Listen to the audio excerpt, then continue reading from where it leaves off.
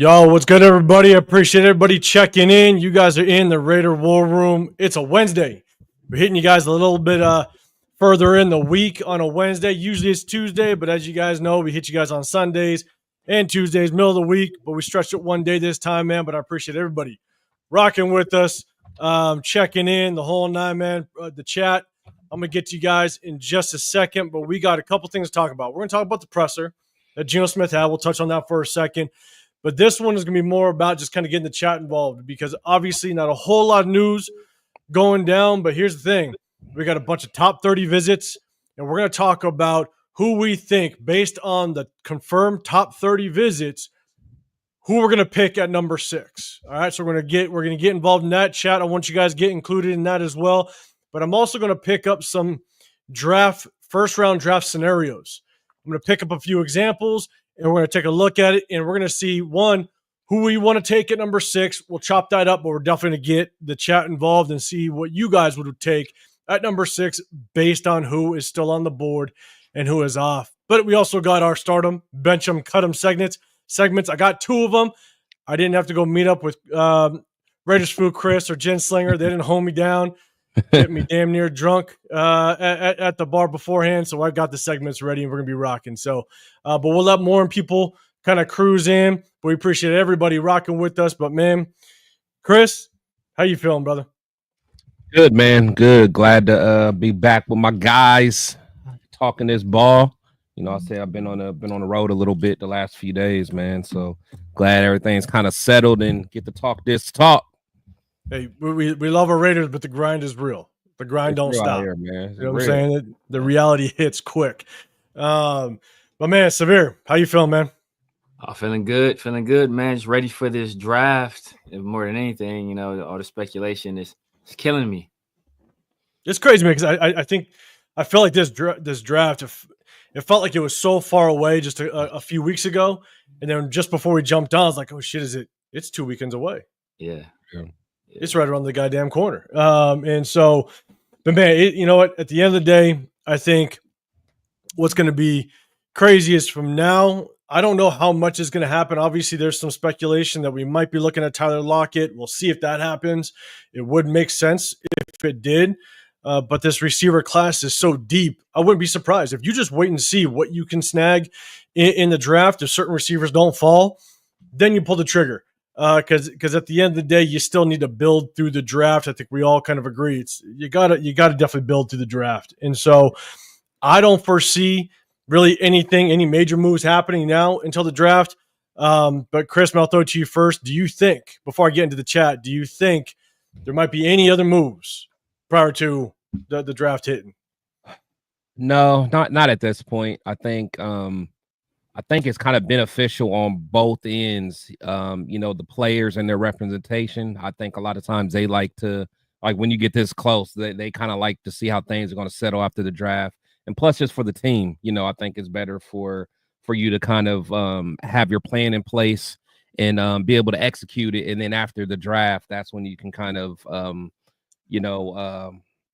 put everything else together once that settles. So I think I don't foresee any moves at this point. Yeah, I'm with you, man. Severe, any thoughts? Any moves you might see go down prior to the draft? I mean, honestly, I don't know. I wasn't expecting Jack Jones to get cut. So you never know with these dudes, man. So, you know, they might mess around, cut somebody tomorrow. You don't know. So, you know, I'm not anticipating any moves, but you know, just because I'm not anticipating any moves, like this dude, this Spy Tech is out here, Spy Tech and Pete. They going through resumes, I guess. They look doing background checks on people, all that stuff. So, you know, they might. I think that Jack Jones, it was surprising. I know we talked about it a little bit on Sunday, but it was surprising because just you want that competition, right? Jack Jones showed some things, not last year, right? Last year, obviously, he had some interceptions and stuff, but he was extremely undisciplined. The hard part was he showed a lot of promise that first year that he came aboard. And you were just hoping that maybe with a little bit of competition, because there wasn't any competition sitting behind Jack Jones. DC Richardson was a rookie. There wasn't a whole lot pushing him from that aspect. He knew Jacorian Bennett was on IR, so there's no push from that side either. It's like, man, if you get a little competition with Jack Jones, maybe he'll get his ass together a little bit and be like, hey, I need to get a little more disciplined because all the quickness. And when we reviewed film last year, you saw those signs of him just playing smart football. Yeah. And for him to be able to jump a lot of those balls and be able to actually cut those passes off, get those interceptions, the instincts are there. You just got to tailor it a little bit. And so I definitely was. I was surprised to see him cut because I know you saved, I think, what did we save? Maybe close to $4 million? 3.4. 3.4. I don't know if it moves the needle at all as it relates to money wise, but yeah, I'm with you. Definitely surprising. But hey, appreciate everybody rocking with us on this Wednesday. Just want to say what's up to the chat before I do, man. Guys, make sure you guys hit that like button, subscribe. I got Chris, Protect the Show podcast. I got the Severe Raider. I'm 805 Raider, Real Talk, Raider Nation. We appreciate you guys in the building. And just so you know, to get included in the chat, we're gonna do a bunch of fun stuff with the start them, bench them, cut them, and we're gonna pick up some draft scenarios that I want the chat to get included in to show our appreciation to all subscribers. It's a subscriber-only chat, just so you know. So hit that sub button. You got to wait a few minutes, and then you can jump on in. But make sure you hit that sub button to kind of chop it up with us. But Huey P. Man in the building, you're the first one here, man. I appreciate you rolling with us. Good seeing you. Raymond in the building, what's going on? Appreciate you, man. Raiders Food Chris, guys. Make sure you guys go hit up his channel. Show some love, man. I appreciate you. And, hey, it was a hell of a Sunday. Hell of a Sunday. You made me late. I blame it on you. MG's Raider, what's happening, man? Appreciate you. Yes. Sacktown, what's good? What is good, man? Luis Hernandez, what's good, man? Always good seeing you in the building, rolling with us, man. I saw you last season at the tailgate, man. It was good linking up with people, putting names to faces, man. Appreciate you pulling up with us. Let's see. OG Raider 805, another 805 in the building. What's going on? Appreciate you. Silver Smoke, what's happening? It's good seeing you, man. And Dub Raider, what's happening, man? Dub in the bill, man. Guys, go show some love to Dub Raider. I know Chris does a lot of stuff with him on the weekend. I did an interview with him. He's going to be linking up with all of us. And Dub, I believe we're going to see you in Bakersfield. I'm about to announce that in just a second, but it's going to be good linking up with you, man. But I appreciate you rolling in with us.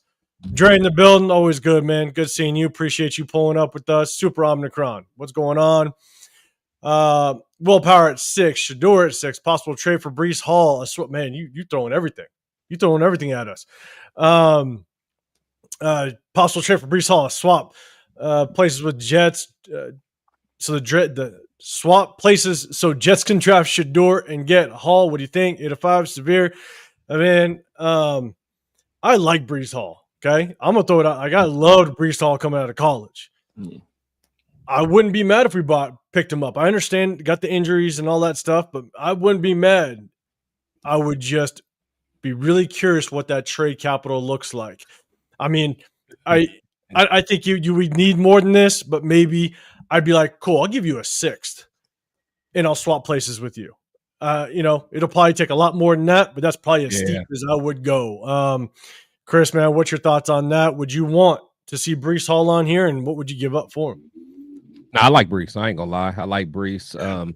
He's kind of like going to be in that no man's land where it's like, I think he's 1 year from a contract year, or no, I think this is going to be his contract year. So, and we know how we like to treat running backs, if they're on their contract year and do well. So, I got a little PTSD from that, but I do like him as just a pure player. The guy can play. He, receiving and running the ball. He's tough. So I would love it, but I wouldn't give up too much just because I know what organization I root for. If I rooted for another organization, I'd probably be all in.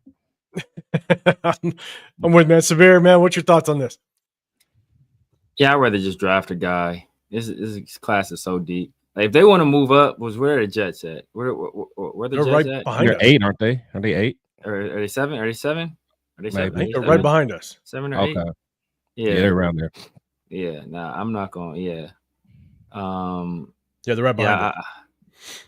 If we get Breece Hall just to move back one spot, I'm cool with that. I'm cool. I'm not adding anything else in there though. I'm not adding anything else in there. I'm not, especially as a running back, I might end up having to pay next year. So I'm not adding any additional draft capital, especially with as many needs as we have on this team. Brees Hall is off injured. He's very good when he's on the field, but he's not there. We already got Mostert, who's another kind of hit or miss guy instead of who's very good when he's on the field, but he's injured often too. So I'm not giving up. So if they want to move up that badly from 7 to 6, obviously they think that either us or another team is going to take the player that they want. So I'll take Brees Hall off your hands, but I'm not adding anything else in there. Yeah, and you make a good point, man. This running back class is very deep. I mean, you could get a day one starter in the 6th round with the way this running back class looks like. And so, I appreciate it. And Subron, I appreciate you pulling up with us. Raider Menace in the building. Just as a reminder, that was me back in the day, changed it up. Not you, not me, but that's me. That's Raider Menace, man. I appreciate you pulling up with us. Jonathan Studios in the building as well. Good seeing you.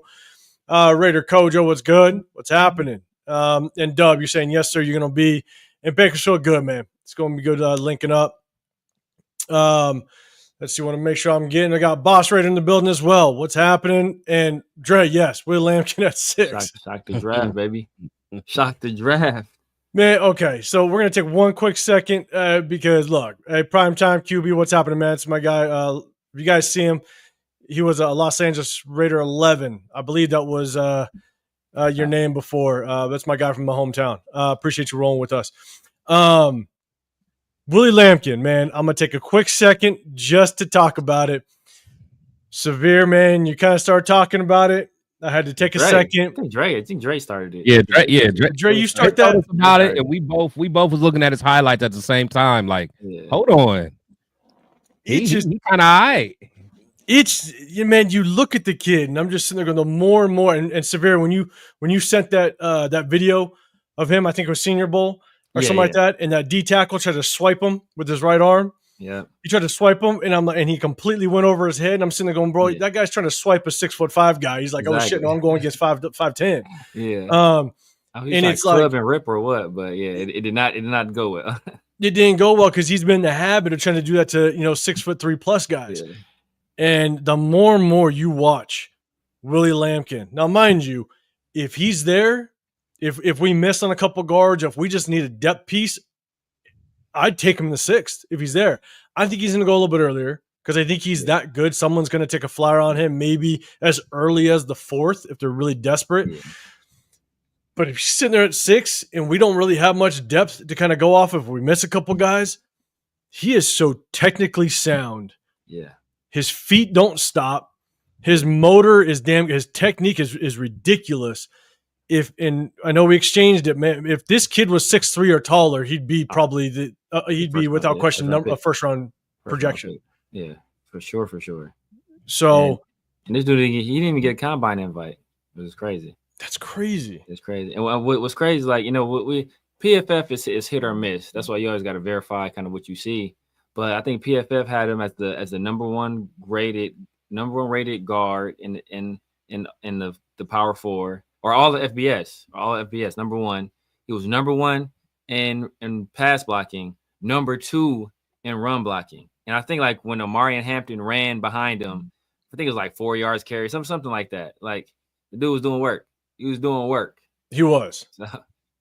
And again, it's not saying don't want to draft him early. You know what I'm saying? And all that. But at the end of the day, you gotta respect his game. He does work. I mean, any block for Omarion Hampton, which we all know had a pretty damn good college 2024 season. And he was a big part of that. You could just see it on the film. So I'll be rooting for the kid. Again, not saying that we're going to draft or I'd want us to draft him in a certain spot, but I'm rooting for the kid. I do. I hope he goes, fairly high and shows himself in the league, man. It'd be awesome to see. It'd be a good story. But Raymond, what's happening? I appreciate you pulling up with us. And Measy in the building as well. Brees Hall wants a new contract, but he's injury prone. He definitely has the injuries. It's tough. I'm with you, but Lawrence Willman in the building as well. What's going on? Appreciate you as well. Yeah, Menace, Willie Lamp. We'll see. We'll see what happens. Raider Rebel, what's going on, brother? Everybody go check out Raider Rebel as well. Always throwing you guys with content as well. Go show some love to him as well. Torque, what's happening? Hold on. I think I saw something else down here. Hold on, I'm gonna get to Perry first. What's happening, Perry? Appreciate you. We're gonna get you guys involved in this draft talk in just a little bit. You said y'all talking this Willie Lampkin thing for two. No. We talk as long as we want. That's what it is. Show the kids some respect. Damn it, menace. Yeah. Dre, yeah, original hashtag sweet feet. Yeah, hey, sweet feet. Was just waiting for the comment, Dre. I appreciate it.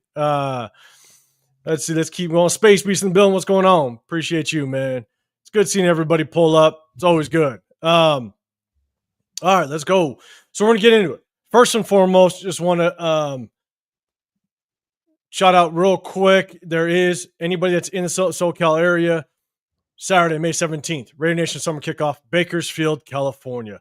11th annual. Jeremy Chin's going to be there. You have an opportunity to get a ticket, to meet up with him, get something signed, the whole nine. Family friendly. Bring the fam. I think there's going to be carnival games, DJ, the whole thing. Go to Eventbrite, Raider Nation Summer Kickoff. You can buy yourself a ticket. It's $20, just general admission. If you want more details, hit that notification because we'll keep giving you details as we get it. But go to Raiders Crusaders IG, and he's always hitting you guys with the updates. He puts it on with his team. Again, 11th annual. If you're in the area, roll through. It's a great way to just kick off the summer and the start of the Raiders season. And so rock with us. Hit us in the chat. Let us know if you're rolling, or hit us up on social media if you have any questions. Always good to put names to faces. So again, Bakersfield, California, Saturday, May 17th. I think Leo's going. Raiders through Chris, I think you're thinking about going. Bunch of guys, man. It's gonna be fun. It's gonna be fun. So definitely hit us up. So all right, let's kind of get. Oh, and last but not least, Billy Davis in the building. What's good, man? Appreciate you. Always good. Service. So I know we haven't all been able to talk about it, but real quick, because I definitely want to jump into our first segment of the Start 'em, Bench 'em, Cut 'em. If you guys know what it is, if you guys are first time joining us, hit that sub button so you can get included in this chat because it's gonna be a fun one. Steve Jones, what's happening, man? Oh, right, there it is. What's going on? No Jack Jones. Yeah, we just talked about it. Maybe Travis Hunter will be his replacement if he falls. But I see him going a lot earlier than 6. But we'll see how it all plays out. Crazier things have happened. Let's talk real briefly on Geno Smith. Geno Smith, his presser. Just kind of gave quick feedback. Chat, let me know what you thought about the presser and just really what Geno said, how he presented himself, your takes on it. Chat, let us know. Hit that hashtag Raiders if you can, just so it kind of catches my eye. But Severe, I'm going to throw it to you first, man. Your thoughts on the presser of Geno Smith yesterday, I believe it was. It was good, man. I liked it. He came across very confidently. Like he had commanded the room. You can kind of tell the kind of leader he's going to be. He's a guy that's like I said, extremely confident. I think he told a story about how I think somebody asked him like hey, at any point when he hadn't been a starter for a while, was he kind of resigned to the fact that he was going to be like a backup quarterback or journeyman? He said straight up like, nah, I mean, I was already looking like in the free agency. I was going to go out there and take somebody's job. Like that's the kind of confidence that he has. So and he, just talking about his relationship with Pete Carroll, I think that was great to hear as well.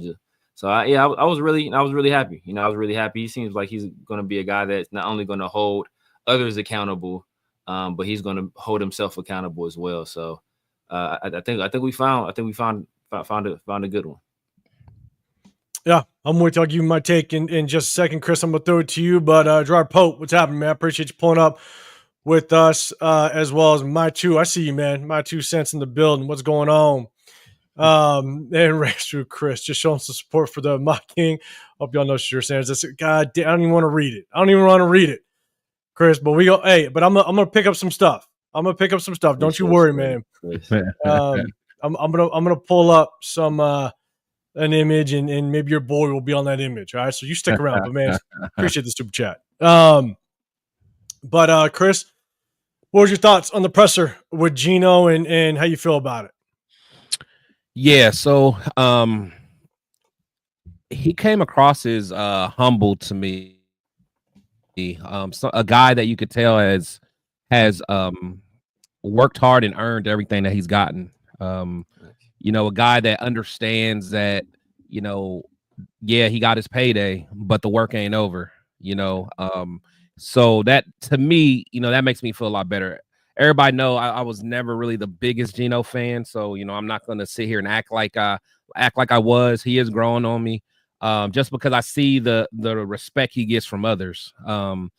And you get a quarterback like that. I mean, he just so happened kind of peaked later in his career, but I mean that's all you need. I mean, that's what Rich Gannon did. So not saying he's Rich Gannon, but you get a guy who has talent. He's always had the talent.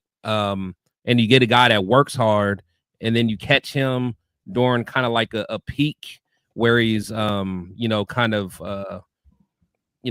upwards, man. You got to respect that. You got to respect that, and you got to respect anybody that knows how it feels to kind of get stuff taken away and not packing it up and just keep fighting. So that's what you need as a leader. So he, again, you can't get all that from a presser, but you can tell when someone's talking just kind of what they're about. So I'm anxious to see if it's all legit, man.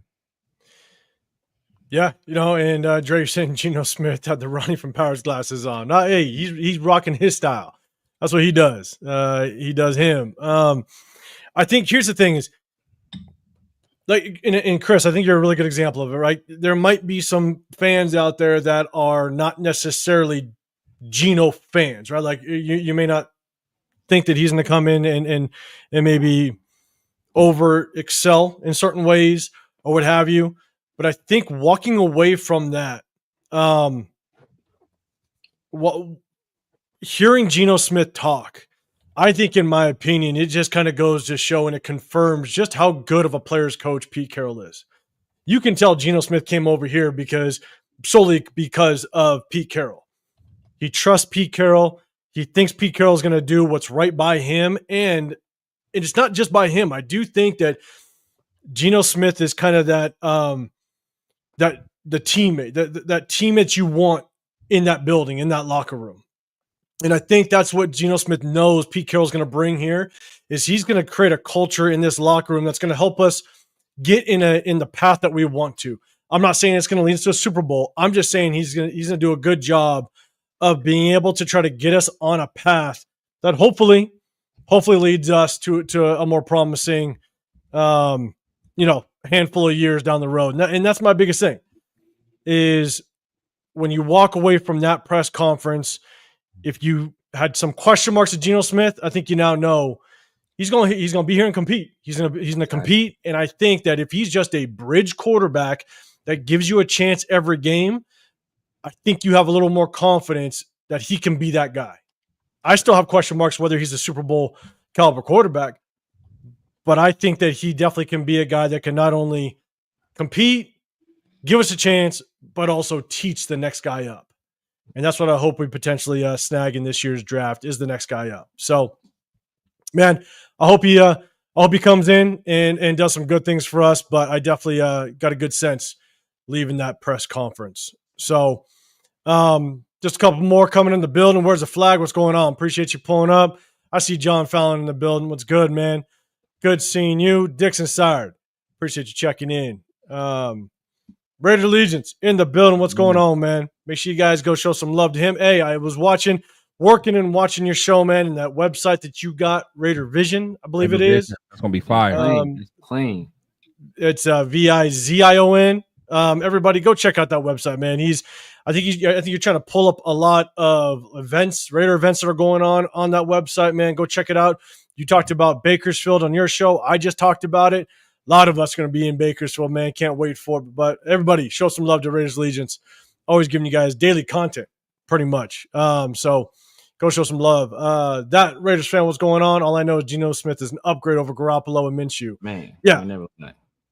Yeah, no lies detected in that one. 100%. Want to make sure Pharaoh in the building. What's happening, man? Pharaoh. Appreciate you pulling up. Guy Pharaoh. Everybody go show love to Pharaoh's channel as well. Go hit him up. Let's see. Irish Andy in the building. What's going on? All right. Okay. So we're going to, just so you guys know, we're going to talk about top 30, the top 30 visits, and how that we think it's going to affect our number one draft pick. We're only going to talk about first round. All right. But we're going to only address the actual confirmed top 30 picks. And so we'll take a look at that list, and then we'll talk about who we potentially will want at that number 6 pick. And I'm going to get you guys, I want to get the chat, get you guys involved. And at the same time, I'm going to pull up some draft scenarios out of the mock draft simulator. And based on what is off the board and what's available, we'll talk about who we would take at number 6. And chat, I want you guys to get involved as well. But before we do it, before we lock in with this, we're going to get into our first segment. We're going to have a little bit of fun with it. And we're going to get into start them, bench them, cut them. So we're going to do it on this one. And then probably after our top 30 segment or top 30 topic, then we'll jump into the second one. We always do 2, or at least try to do 2, depending on how much news is going on. So make sure you guys hit that sub button so you guys can get involved. So, all right. Let's make this happen. Start them, bench them, cut them. This one is all about running backs. Let's have fun with it. Remember, chat, it's always in their prime. Only in their prime, not in the beginning, not in the end. What was that, Ricky Waters? Oh, Ricky Waters, man. Tiki Barber, Sean Alexander. Only in their prime. Put it in order. ABC, BCA, start them, bench them, cut them, go. Chat, who's the first one in? Let's see. Man. I think I'm going to ACB. Ooh, Dre's in first. Dre's got that. I think I'm going ACB. I think I'm going to ACB. ACB? Yeah, it is. Some of these dudes ain't seen Ricky Waters. Ricky Waters wasn't a head case, man. Ricky Waters was Ricky Waters was that dude, man. Ricky Waters was that dude. I got Raider Menace. Got to pull it up. I appreciate you. Yes.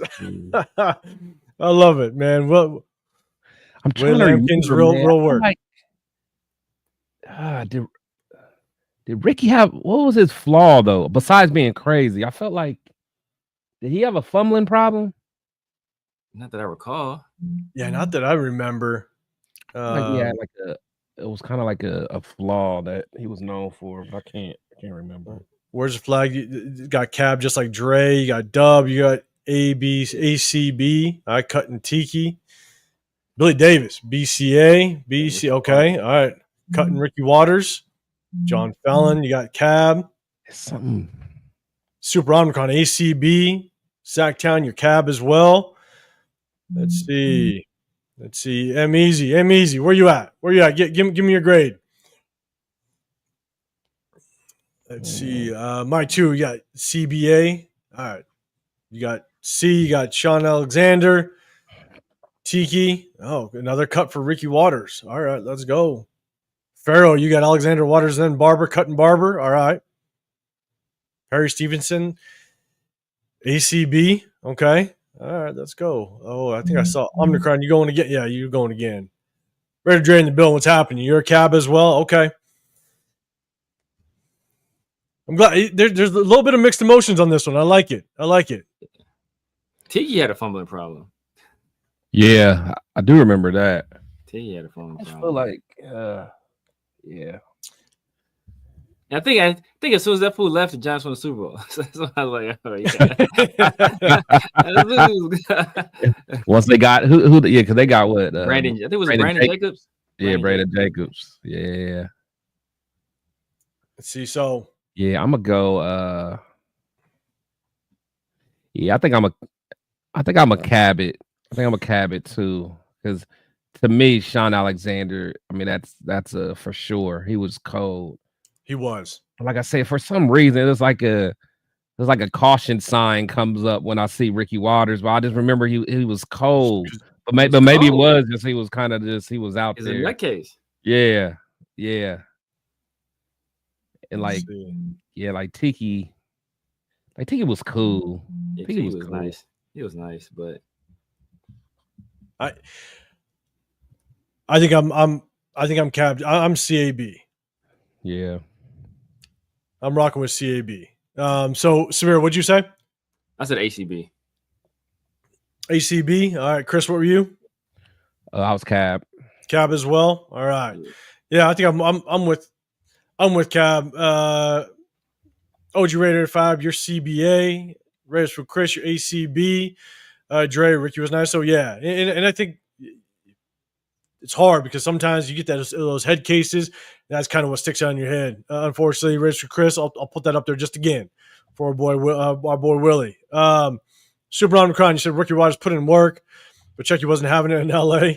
That prevented us from signing him and took Gardner instead. Yeah, Charlie Gardner was good as hell. I got one for Charlie Gardner too.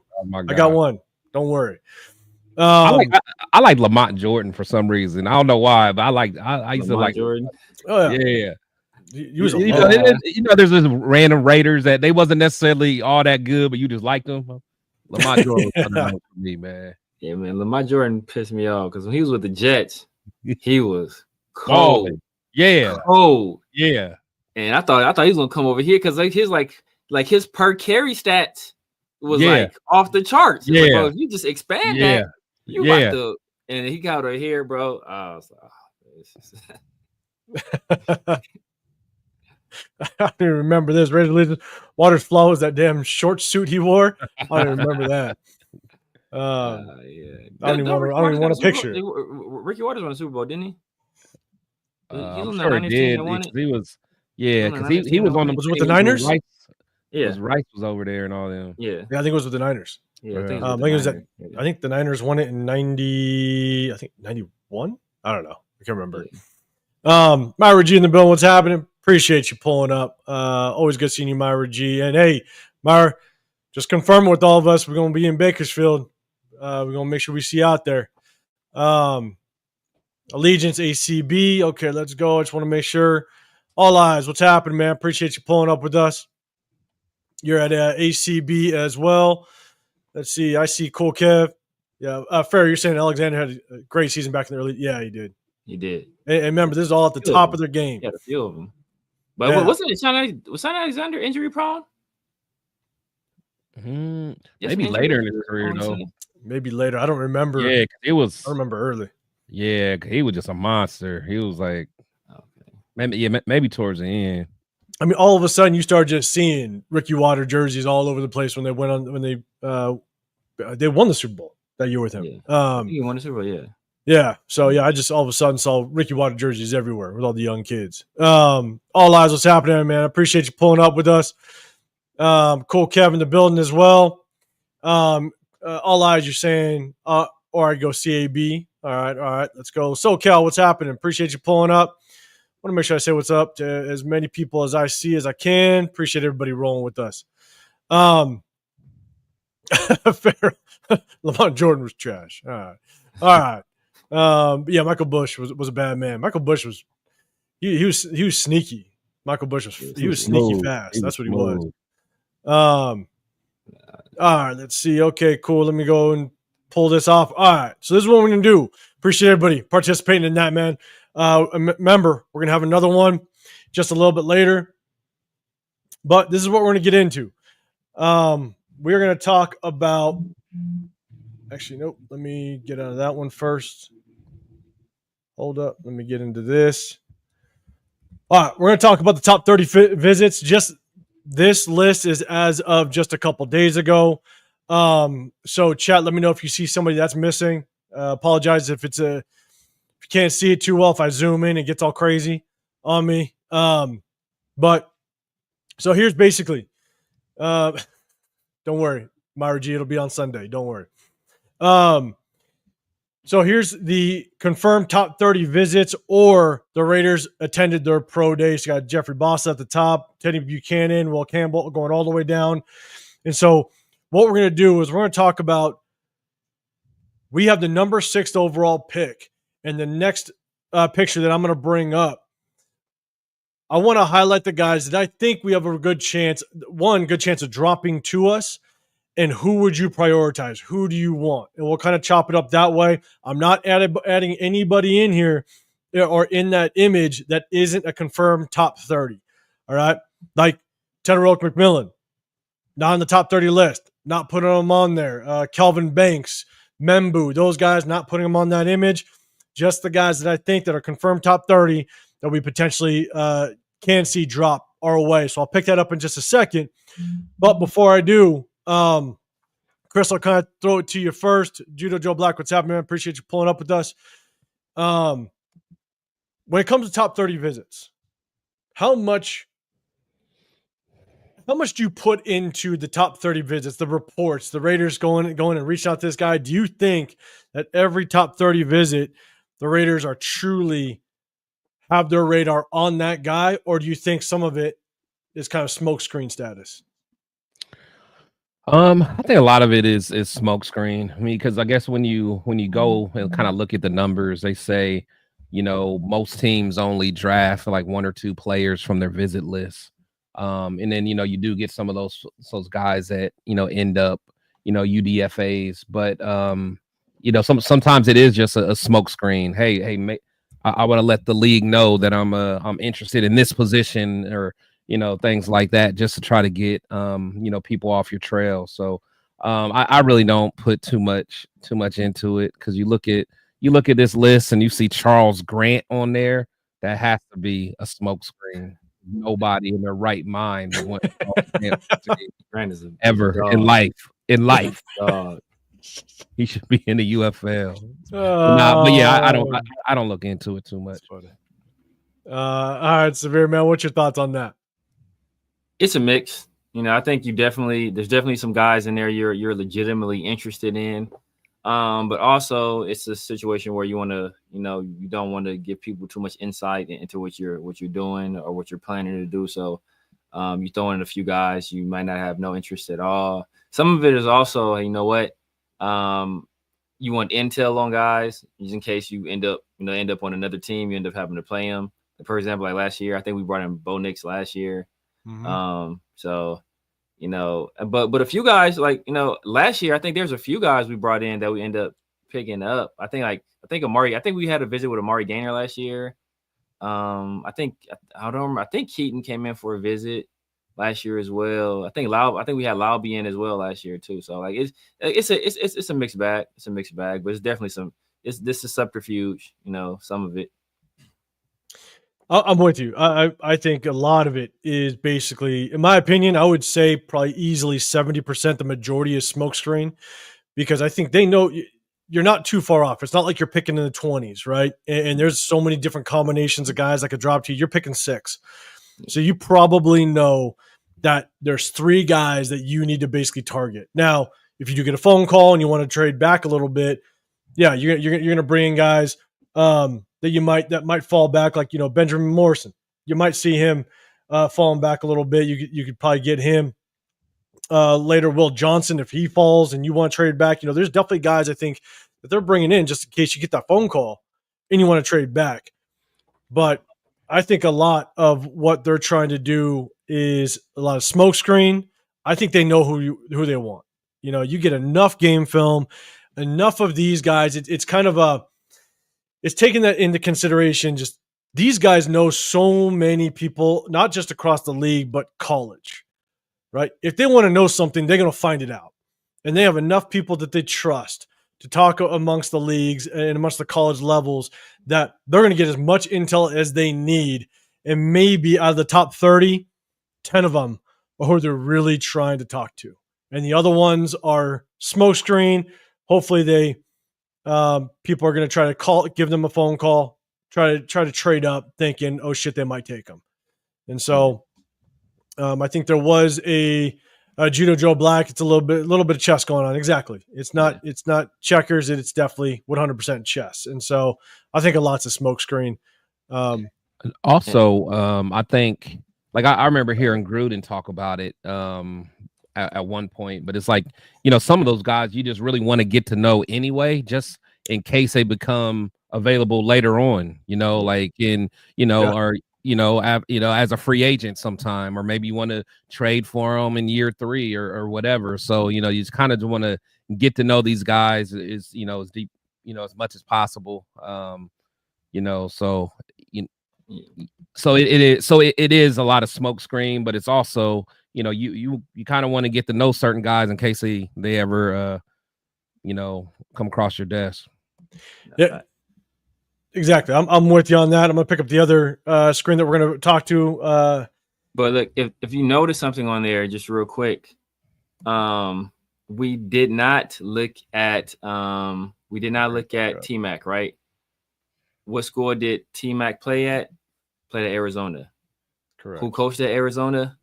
Pete Carroll's son. So we have a guy on staff that knows him, right? Notice there's also not a single player, unless I missed it, from Ohio State. It's a good point. We have on staff. It's a good point. We have Chip Kelly. Yep. There's only one guy from Notre Dame, and only our running backs coach was a Notre Dame. So Benjamin Morrison played on the other side of the ball. So, but I think it's a lot of this is like we want to get some intel on these guys, kind of maybe some psychology, kind of see what makes them tick. So yeah, but like if we already know, or if we already have somebody on staff that's familiar with them, kind of no need to do that. So we might not even bring T-Mac in here because Pete Carroll's son was there. He might know how that guy ticks, and he was an offensive coach there. That's a good point. Exactly, man. And it kind of goes back to what I was saying a little bit before is these coaches, scouts, they know people at other schools. And so their communications run deep. They have people that they trust. And again, Severe, to your point, right? T-Mac, he's over to Arizona. We have connections over with Arizona. So they're probably on that phone call. They're talking to whoever they need to kind of get some intel and the intel that they want, but they're not giving their cards away. And same with the Ohio State guys. So absolutely, I'm with you on that. And so next up, what we're going to do is we're going to, based on those top 30 visits, and we're sitting at number 6. We're just talking about number 6. Chad, I want to get you guys involved in this. All eyes on G. You said, I thought Will Howard did a visit. I did not see that. I thought Dart. I thought I saw something with Dart.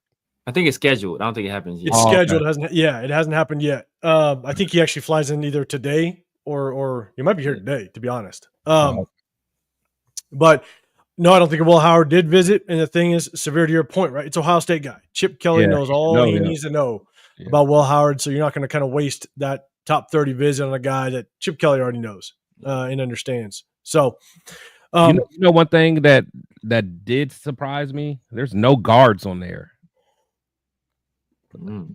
None. Yeah, none. Yeah, man, your boy Spy Tech must have a whole lot of faith in Alex Kappa. Oh God damn it, man! He might. MGs, you're saying Dart's supposed to be there? Yeah, I got you. I'm agreeing. I'm about to say, don't make me run downstairs and refill real quick. Dixon, sorry, don't put that name out there. Don't do it. I just put it up there for a second. Now I'm taking it off. Damn it. And so, oh wait, Alec, you're saying yes. I heard Will did come in today. Will or Dart? I don't know. I didn't see Will confirm for today. So, but I'm gonna bring up this next image, and there's gonna be 5 players on here. And Chad, I want you, and Raiders for Chris, man. If you still in here, I know what you're gonna say, but I'm gonna pick up this image. There's gonna be 5 players on here that I think have a very good chance at dropping to us. And who would you want at 6? We'll talk about it. We'll talk about probably each one, but chat, let me know who you would want at 6. And there it is. These are all confirmed top 30 visits or been to a combine. So for example, Spytech went to Ashton Genty's combine. I believe they went out to dinner and chopped it up a little bit. And so, Raiders for Chris, I see you still in here. All right, I'm with you. And so here's my thing. And how's Ghost? What's happening, man? First and foremost, I see your comments, SoCal. First and foremost, out of these 5 guys, I think these guys, without question, have a really good chance at dropping to us. Mason Graham and Shedeur Sanders, depending on how Shedeur Sanders works in this draft. But I think those 2 guys are probably the ones that could get picked before us, depending on where Cam Ward goes.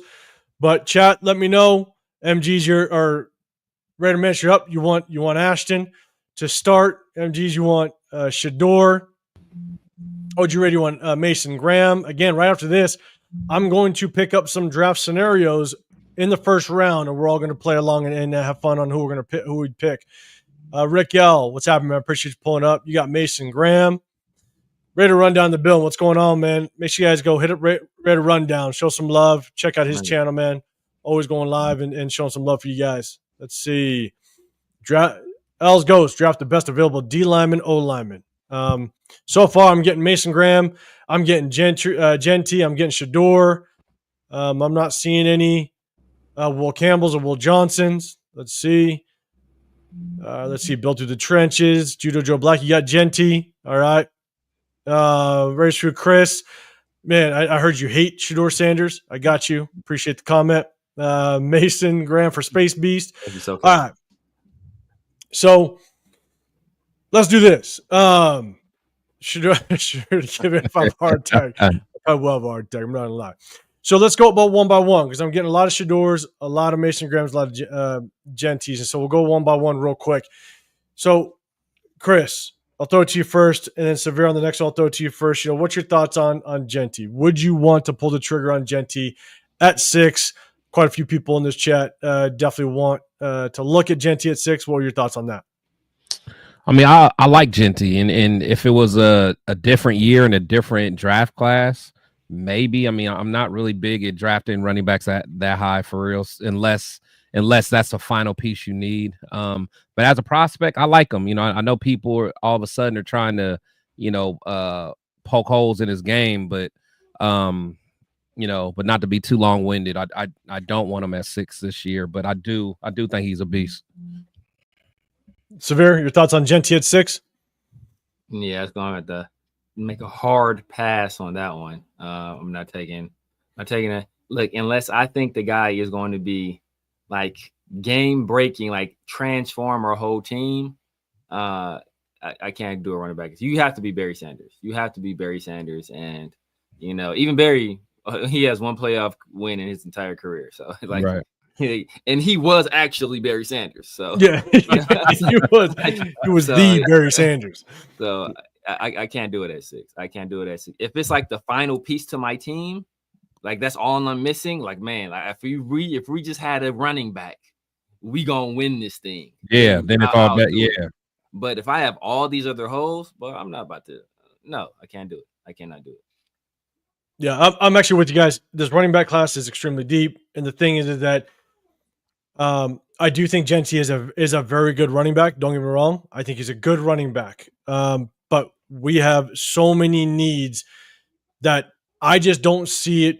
I don't think it would be in our best interest to take a running back at 6 when you have to build on this offensive line, when we now need potentially some cornerback help. I'd love to see us get more rotation potentially on the D line. We still need help at the edge position.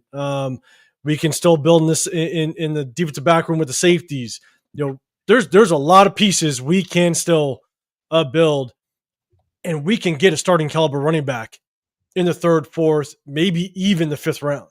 I mean, so this is a very deep running back class. Plus, I'd love to see us take the next 1 to 2 years, build the hell out of this offensive line, the trenches, build around everything. And then when we're that close and we're sitting and picking in the mid-20s, maybe even late 20s, that's where you can snag that starting caliber running back. You could probably get one of, if not the best running back in that year's draft, if you still needed one. And so you set yourself to be in position to get that top running back in the draft when you finally need it, when you're maybe 1 year away from that being that final piece that you need. Or you get in free agency like the Eagles did.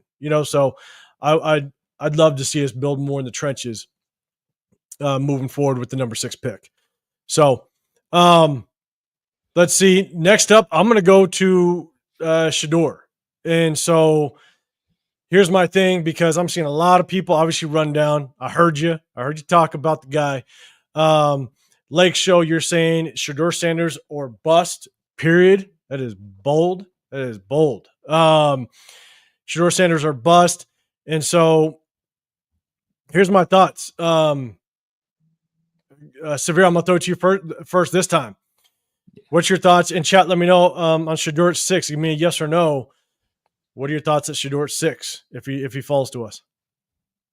Yeah. First off, like Shedeur must have busted up a 6-leg parlay for Lake Show because he's not Shedeur, Geno, because he cannot stand Geno. He's like every chance he gets, he's trying to replace Geno. You have to consider it just because you got a guy like Geno. You're probably not going to be in this position again anytime soon. No, conceivably, there's a floor. You assume there's going to be a floor with Geno. There's going to be a floor with Pete Carroll. Those guys are usually going to win somewhere between 8 and 12 games. Usually, they're going to be in that range. So you're not going to be likely picking top 10 again. So you have to think about it, but I can't do it. I cannot do it. I cannot do it. If we didn't have Geno, probably I'll probably do it because I'm not rolling to the season with no kind of not at all. But now that we have Geno in place, I can't do it. I cannot do it. Chris, man, your thoughts on Geno at Shedeur at 6? Give me 1 second. Hold on, because you got Rick Hell's a hard pass. Let's see. We got hold up. OG Radio 5 no on Sanders. Jojo back no. Els goes no. But MGs, you say yes on Sanders. Dixon Sauer, you're saying yes. Shedeur's ceiling is too low at 6. Let's see. Okay. Perry Stevenson, easy pass on Shedeur. So let's see. All eyes. We have a legit OC and head coach to develop a quarterback from the later rounds. Okay. Emmys, you're saying no, Shedeur at 6. All right. So SoCal, no for Sanders as well. So let's see. Billy Davis, he will be a Raider. Sanders. Okay. He is spoken. Oh, spoken truth, like a true fact. That's what it was. Hey, Billy Davis told me the Raiders are gonna win 12 games, and I took that money. I took that money to the bank and I bet it. Billy, you owe me, Billy. Lost your house messing with Billy. You off Tuesdays and Wednesdays, bro. I'm gonna see you. Yeah. So, all right, Chris, real quick, your thoughts on Shedeur at 6? Yeah, that's it. Yeah, I think I made my my point on him pretty clear. You just can't get a quarterback at 6 when you give Geno the pay raise that you gave him. Again, I know Geno's kind of middle of the road as far as salary goes, but when you get a Geno, the plan is to use your draft capital to help him out. Pete Carroll does not expect any quarterback to win it by himself, to put the team on his back. He always wants to build around the quarterback. And if you pick someone with your most valuable draft capital so they can be on the bench while Geno's out there playing, it is just counterproductive and makes 0 sense. Yeah, and I'm with you. I'm going to give you kind of my breakdown of Shedeur because I don't know if I've truly given a breakdown. I jumped on Rundown's channel a little bit and kind of gave my breakdown of Shedeur. And here's the thing, right? When I looked at Shedeur, I said I knew that there was going to be a chance that he was going to be on the Raiders' radar, right? All throughout last college season, it was a known point. And so what I did was I wanted to make sure I did my homework, just like I did with the quarterbacks last year, right? And so I went back and I watched 9 games of Shedeur Sanders. I watched every single play throughout the games. And look, there's a lot of things that you can like about Shedeur Sanders, right? He has enough mobility, right? He's got a strong enough arm to play in this game, right? I think he exudes confidence. He's got the confidence to come in and think he's going to be the next Hall of Famer without question. But I have a lot of concerns with this game, and I saw even more concerns. I forget who it was. Someone asked us in the last live on Sunday whether or not we're going to talk about Shedeur's pro day, and I actually saw something in his pro day that actually correlates to the concern that I have that I didn't necessarily see on film. And I'll talk about it in just a second. But when talking about Shedeur, a lot of people talk about his attitude. I'm not too concerned about his attitude. You got to have a little bit of attitude to play at a level. And look, he's in the conversation of being one of the top quarterbacks in this draft for a reason. But he's got flaws that I do not like, that I'm extremely worried about with him at 6. That's why I got him as a late second, early third round grade. That's what I have him at. That's what I've had for a while. And here's my thing is, initially I didn't like the way his offensive coordinator called plays at the college level. I don't think his OC did him any favors. He ran a lot of screens on 3rd and 8s, 3rd and 12s. Didn't know why. It just didn't allow him to really start to read the defense. And the more and more that I started to watch the game film, what I started to see was I don't think Shedeur Sanders reads defenses very well, actually. I don't think he processes as well as a lot of people think. So, for example, what I did was I went back and looked at some of the teams. I believe it was like Utah, surprisingly, Texas Tech. And there was another game, even BYU, right, when they played. When he went up against pro-style defenses that did a lot of zone blitzes and they dropped into pro-style defensive coverages. Again, one of the examples that I always would throw out there is a cover 6, right? There's a lot of pro-style defenses nowadays that if you run a spread-style defense, they're going to drop into a cover 6, which is basically a modified, fancier way of running a cover 3, right? You got 2 high safeties to one side, a single high to the opposite side. And the way that you attack that is in the seams. And the thing is that Shedeur Sanders wasn't able to find it. I don't know if he didn't trust his arm to get it there. There's a lot of times where he got stuck, where his eyes were looking and he just wasn't pulling the trigger. There's times where he did pull the trigger and he was late, or he didn't even see the defender in the passing lane just baiting him to throw it. And that's where I saw a lot of his interceptions. Hard part is that I think over time, as I started to watch his games in the beginning towards the tail end, there was times where on 3rd and 12, I think the offensive coordinator didn't trust Shedeur Sanders, his ability to process it either, where he bailed off of it knowing that he had Travis Hunter, he had other guys that can have success in that screen game, and he'd pull a screen and he'd find some success. And so the more and more I watched it, when he faced pro-style defenses, he struggled to even process it. But there's also times where when he would try to get to a 2nd and 3rd or 3rd and 4th read, there's plenty of times where when he gets his 3rd and 4th read, his accuracy drops significantly.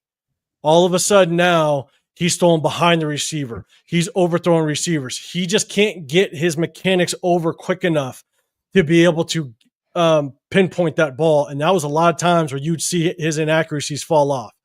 And then when he'd roll out of the pocket, his anticipation, again, fell off dramatically when he'd roll out of the pocket. He thought there's a lot of times you see it with a lot of the, what's his name? Patrick Mahomes. He's great at it.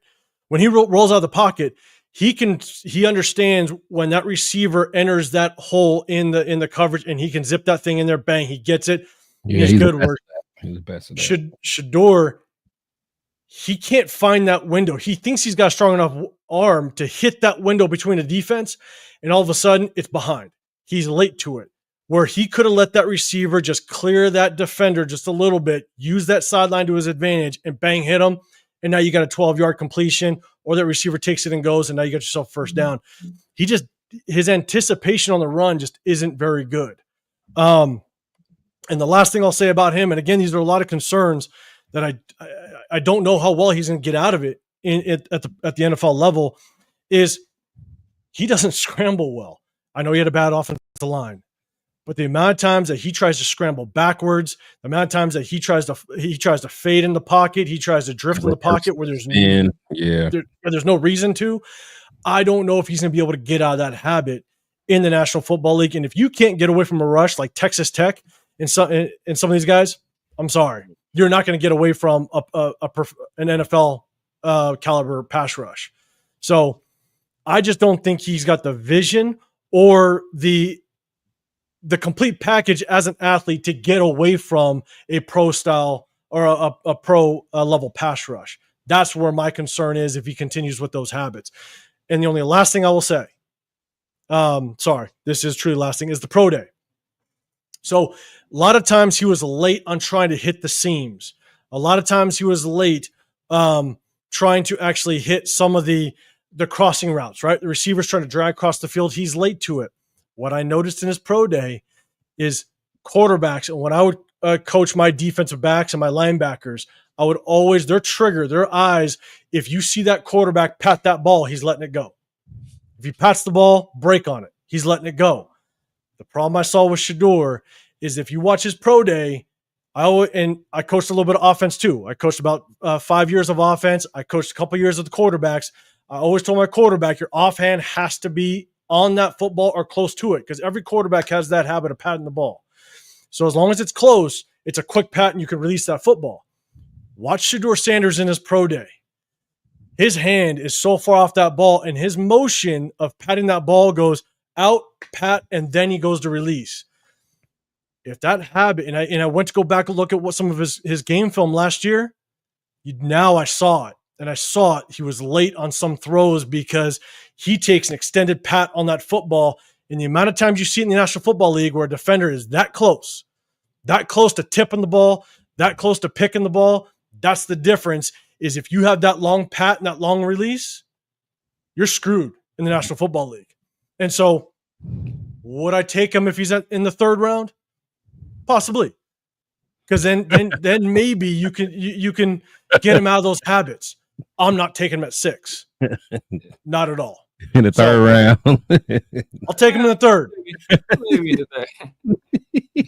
I'll take him in a third, but not at 6. And so that's my appreciate it. That's my 6-minute breakdown to Shedeur Sanders. Why I won't take him at 6, and I won't even trade back in the first to get him at 6. I think there's too many flaws that I'm concerned about on getting him in the first round.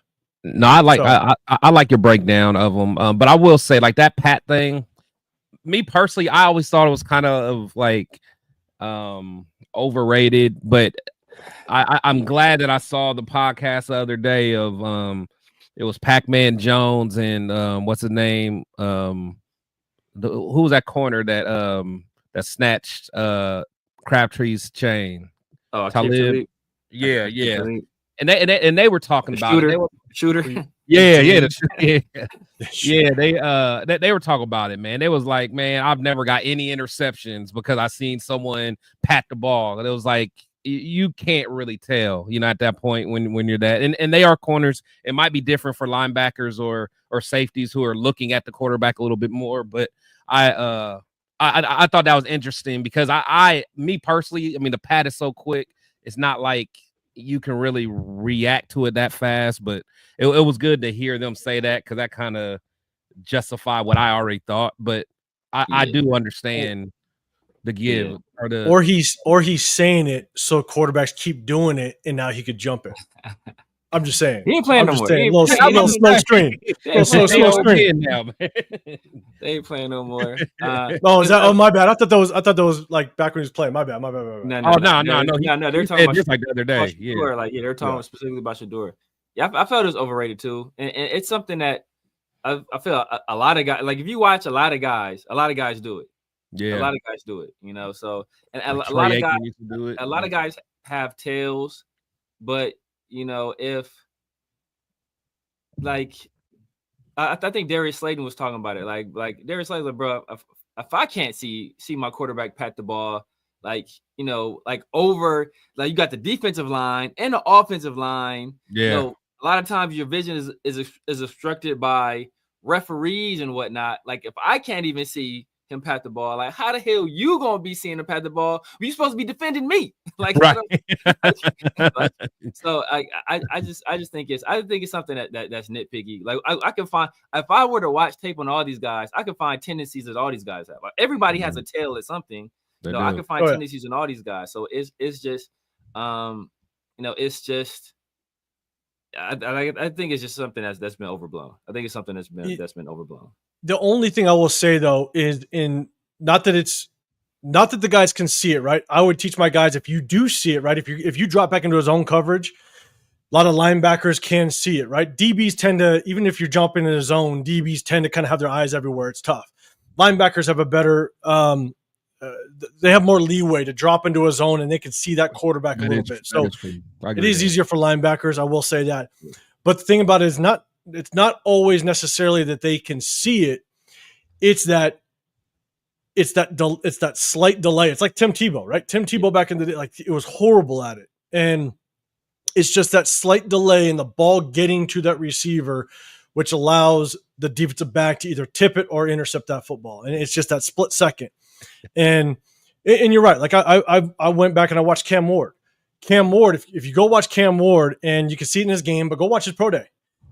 Cam Ward, when he's on the run, he does it a little bit more.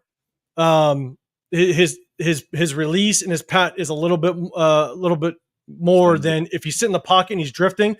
It's quick. When he's in that pocket, his hand is up against that ball. It's a quick pat and it's out. And he's got that whip on that football. I mean, he's got that arm strength to get it there. Where Shedeur Sanders, he's got a strong arm, but it's not an elite arm. And so that pat, that long wind up or pat with the ball, that's going to hurt him, in my opinion. Yeah. Now, Raiders for Chris, you're saying if he sits behind Geno for 3 years, can you fix those weaknesses? You can. Yeah. But I don't want to pick you at 6 knowing you have those weaknesses coming in the league. Right. That's my thing. And the thing is, the whole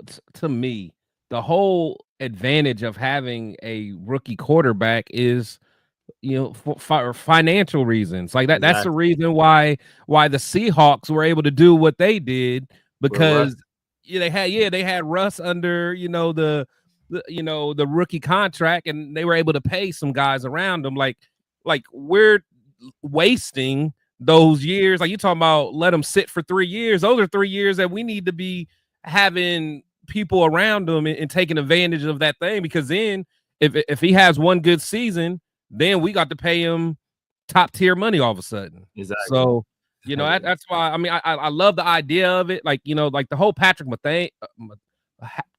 Mahomes thing is ideal, because, he sat 1 year and then he was ready to go. Like I could do something like that. But the whole Aaron Rodgers thing, sitting a few years, like I just can't do that now in today's game, man.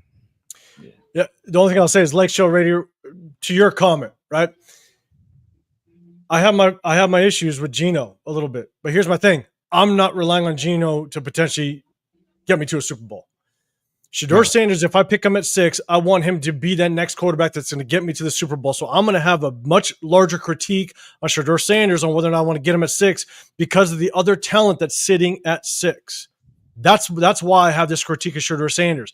We pick him at 6, yes, then I want him to be good enough, or at least in my opinion, I think he's going to be the next one that's going to take us to a Super Bowl. So I am going to have a much bigger critique on him than Shedeur Sanders. Or than Geno. You're putting Shedeur and Geno in the same bucket. I'm not doing that. Once you put them in separate buckets, then you'll understand why I have a much bigger critique on Shedeur Sanders at 6. Yeah, because they're at different parts of their career. Now, when the Jets drafted them, they had that idea of Shedeur, like that you guys have a Shedeur, like, hey, Geno Smith is supposed to be our guy that makes. It was the Jets that got him, right? That was Rex Ryan. Yeah, so they they wanted him to win right away. So I think we gotta look at that as well, man. They're just at 2 different parts of their career. Yeah, and with 2 completely different expectations on what we expect out of them. Right. In my opinion. So all right. Appreciate you guys letting me get that out. And here's my thing. At the end of the day, I could be completely wrong, but that's just my evaluation of what I've seen on film. And so that's my thoughts. Now, let's move on. I think the next one was Mason Graham. I think that was the other highest vote, I guess I would say. And so, chat, let me know, would you want to take Mason Graham at the number 6 spot? Again, right after this, we're going to go through just 3 quick scenarios on some draft outcomes at the number 6 spot. Get you guys feedback on it. But chat, let me know, would you take Mason Graham at number 6? Chris, I think I'll throw it to you this time, and I know what you're going to say. What's your thoughts on Mason Graham at number 6? Yeah, I like Mason. I really do. I really like Mason. He's one of the very few that I would take at 6. Yeah. But I'm not gonna lie, and I know we'll talk about him later. But with us losing Jack Jones, his teammate to me is probably a little more valuable at this time for me. Man, preach. But I love Mason Graham, man. I really do. But I think for one, with us having Adam Butler, that helps. and and then just losing Peters just makes me kind of go a different way. But just to answer your question, absolutely. If we say his name at 6, I'm not mad at all. All right, so man, let me see. Let's see. Judo, you're saying love the idea of Graham. Let's see. That could be nasty. That could be so nasty. That could be crazy. Severe, man, what's your thoughts? What's up, East Coast, man? I appreciate you rolling with us. I don't know if you heard my rant on Sanders. I know you were an offensive coordinator back in the day. Let me know what did you feel on my rant. If you didn't see it, go back and check it out. Because you being an offensive coordinator, a coach as well, love to hear your feedback on it. But guys, make sure you guys go hit up East Coast Gridiron. He always breaks down film, all that stuff as well. So, your channel. The Colorado line was terrible, but at the same time, I put a lot on Shador. So Severe, man, your thoughts on Mason Graham? Yeah, this is one of the guys. Yeah, of all the guys on the list, he's probably number 2 for me as well. And if we didn't make, even if our cornerback room was the same, if we didn't just make massive investments already into our defensive line, he'd probably be the clear-cut guy. I would play, but we're paying Max a crap ton of money. We're paying Christian Wilkins a crap ton of money. We gave Adam Butler not a whole lot of money, but we gave him a contract. We're paying Kuntz a nice amount of money. So it's like we're paying there's a lot of money already invested, a lot of resources already invested into that defensive line. Possibly that could be part of the reason why we had to cut a guy like Jack Jones for $3.4 million, because we have so much money invested in that front four already. So Mason is a beast, but if we're going to take a defensive tackle, I think we can take a 2-gap guy, or a guy that's going to play nose, over a guy like, where Mason, he's strong at the point of attack, but I think, I think he's more of a, I think I view him more as a guy that's going, I think he wants to get after the quarterback. So. Yeah.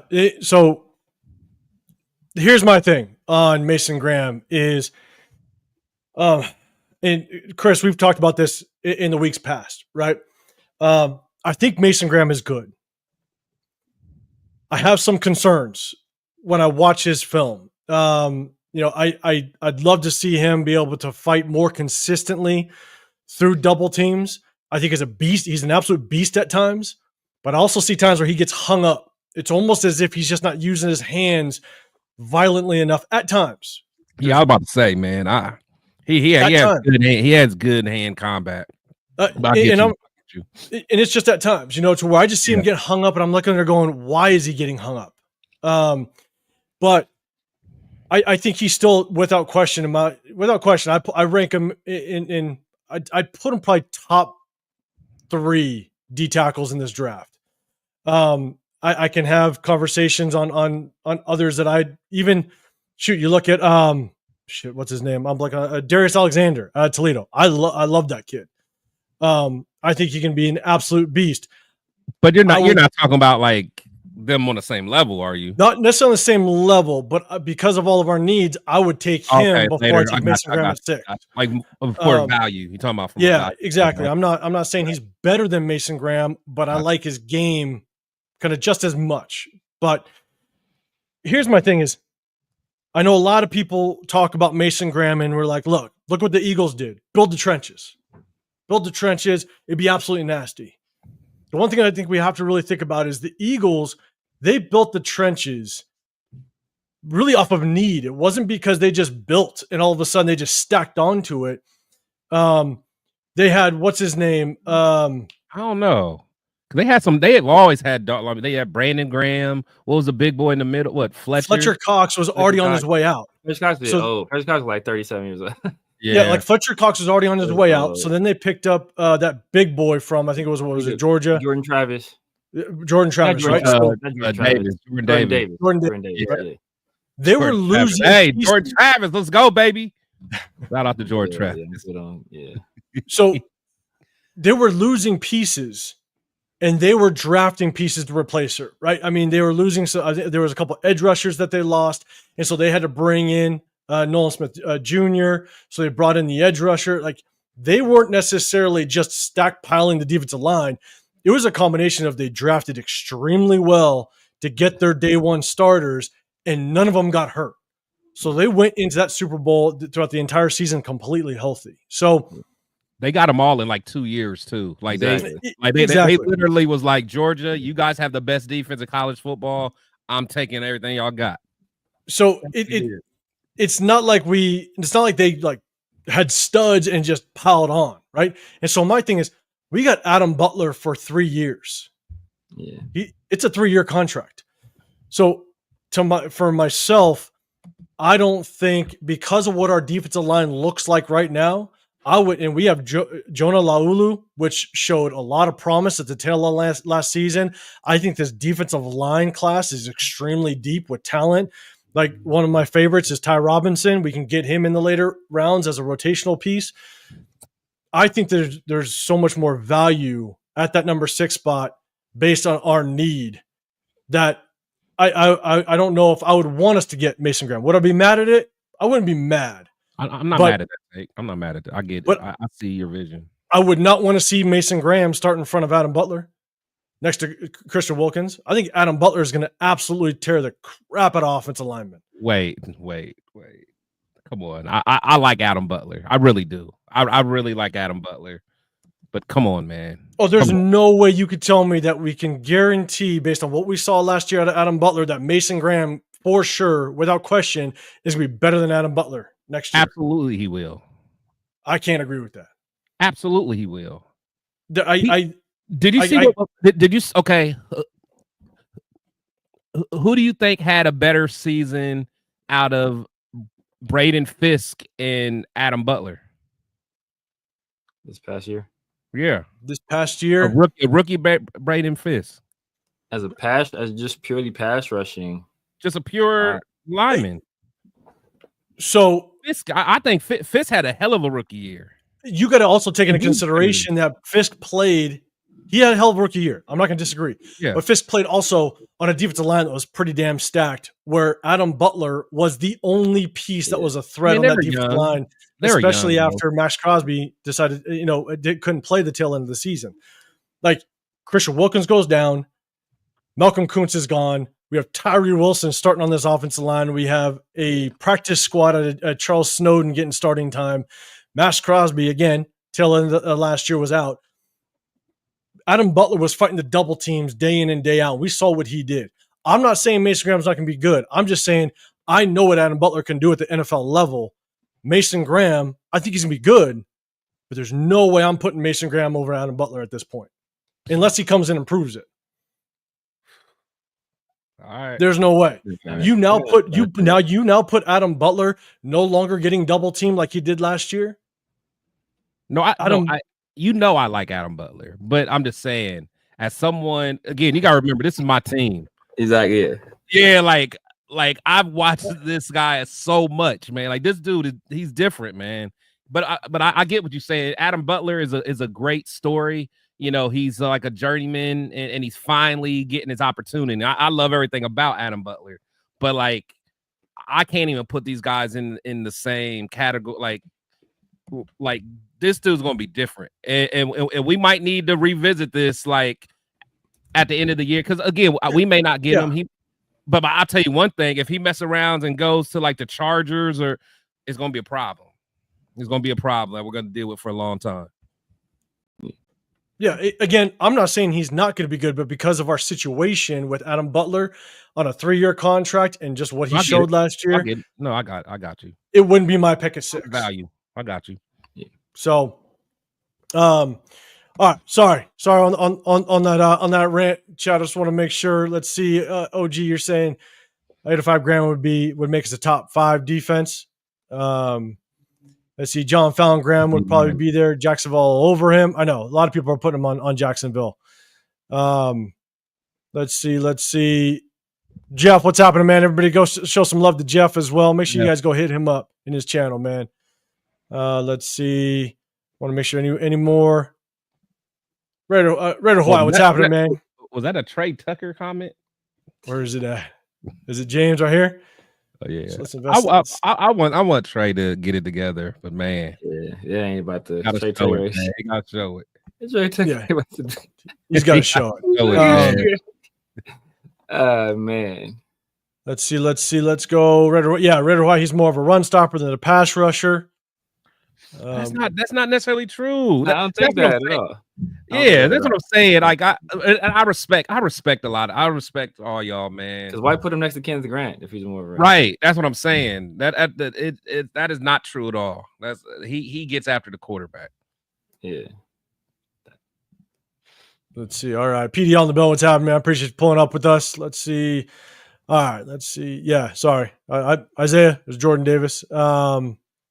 All right. Sorry, I'm a little late on the chats. We're gonna get into it. Okay. So that was our talk on Mason Graham. We talked about Genty. We talked about Shedeur Sanders, Mason Graham. Let's talk about Chris, Michigan kid. Will Johnson at the top. If he's sitting there at 6, obviously Jack Jones is no longer on the squad. DC Richardson has a lot to prove. But we did bring in, we have a pretty full cornerback room, which is kind of crazy. I think we have 7, maybe 8 cornerbacks on the roster as it stands right now. And so, Chris, I'll throw it to you just because, again, another Michigan guy. If Will Johnson's there at 6, would you want to take him at 6?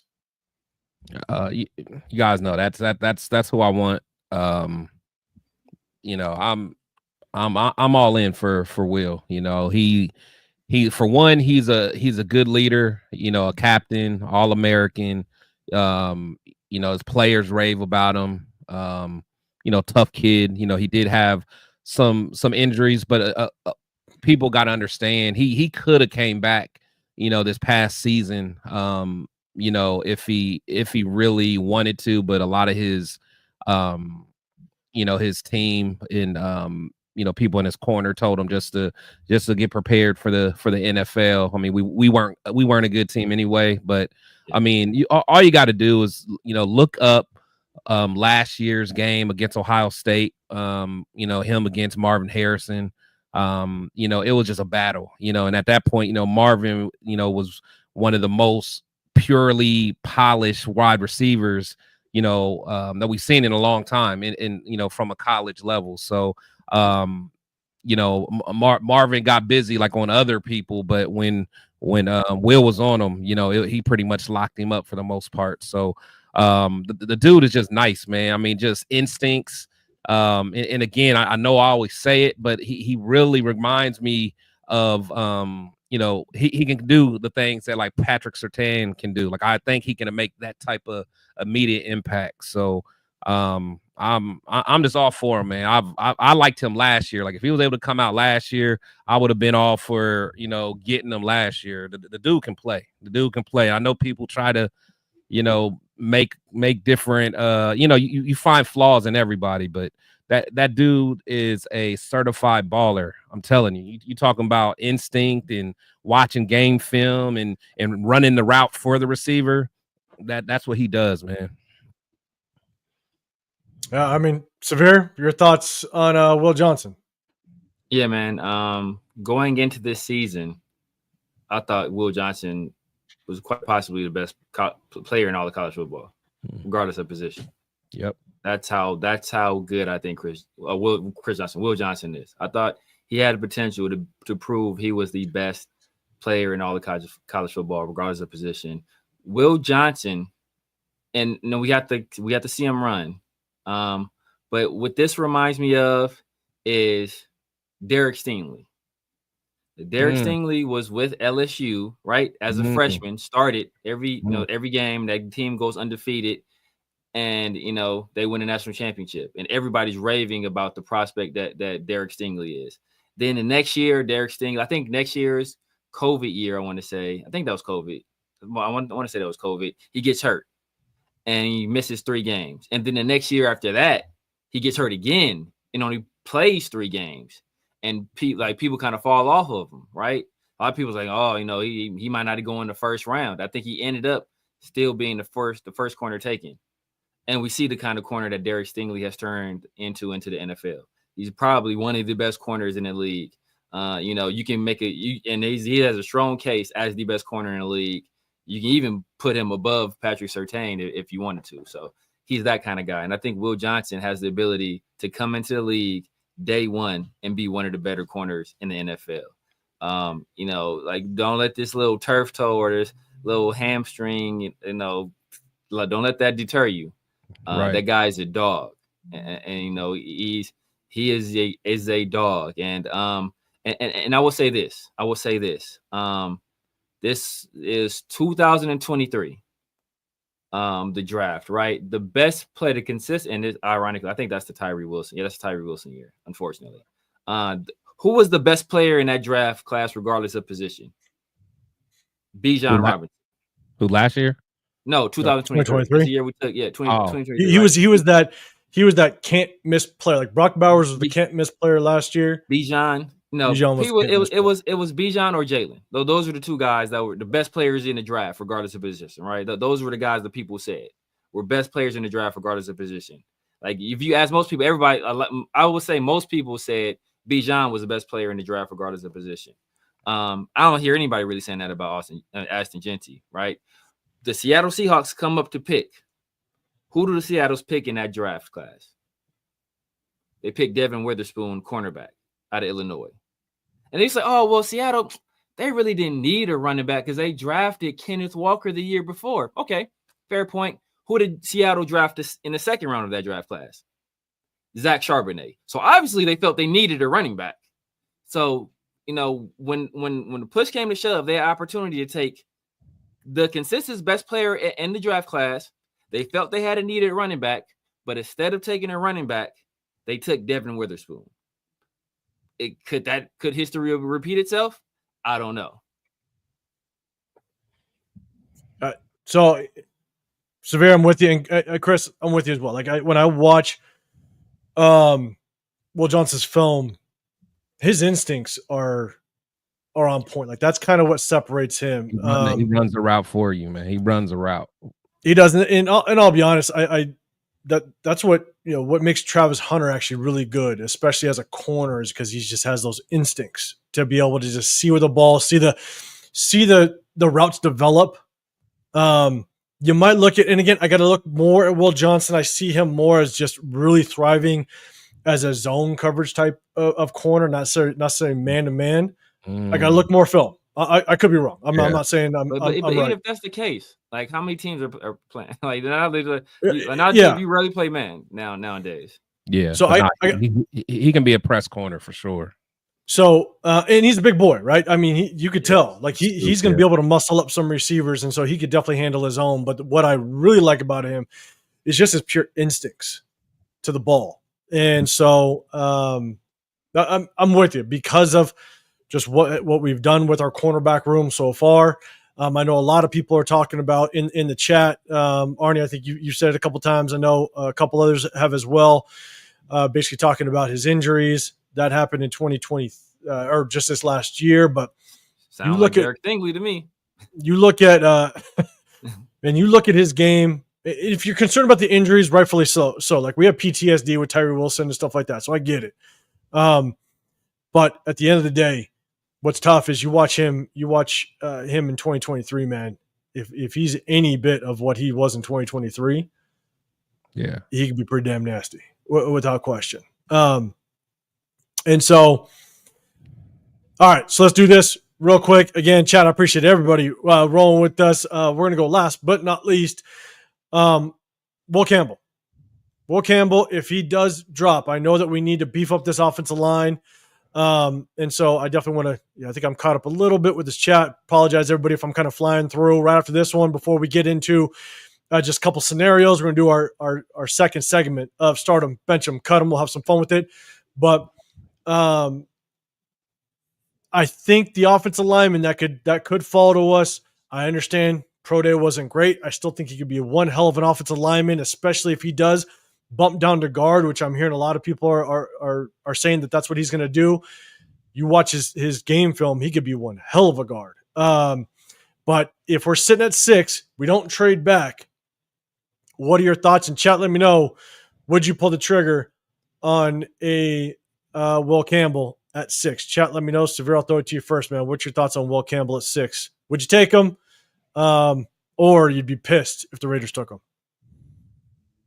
I wouldn't be pissed if the Raiders took him. I think Will Campbell is a very good prospect. He offers you some versatility. He can play guard, he can play tackle in the pinch. At LSU, for the most part, the guys that come out of that program, the offensive line program, those guys have been pretty good. They have pretty high success rate in the NFL. So I wouldn't hate it. I know there are some concerns about his play strength and his arm length.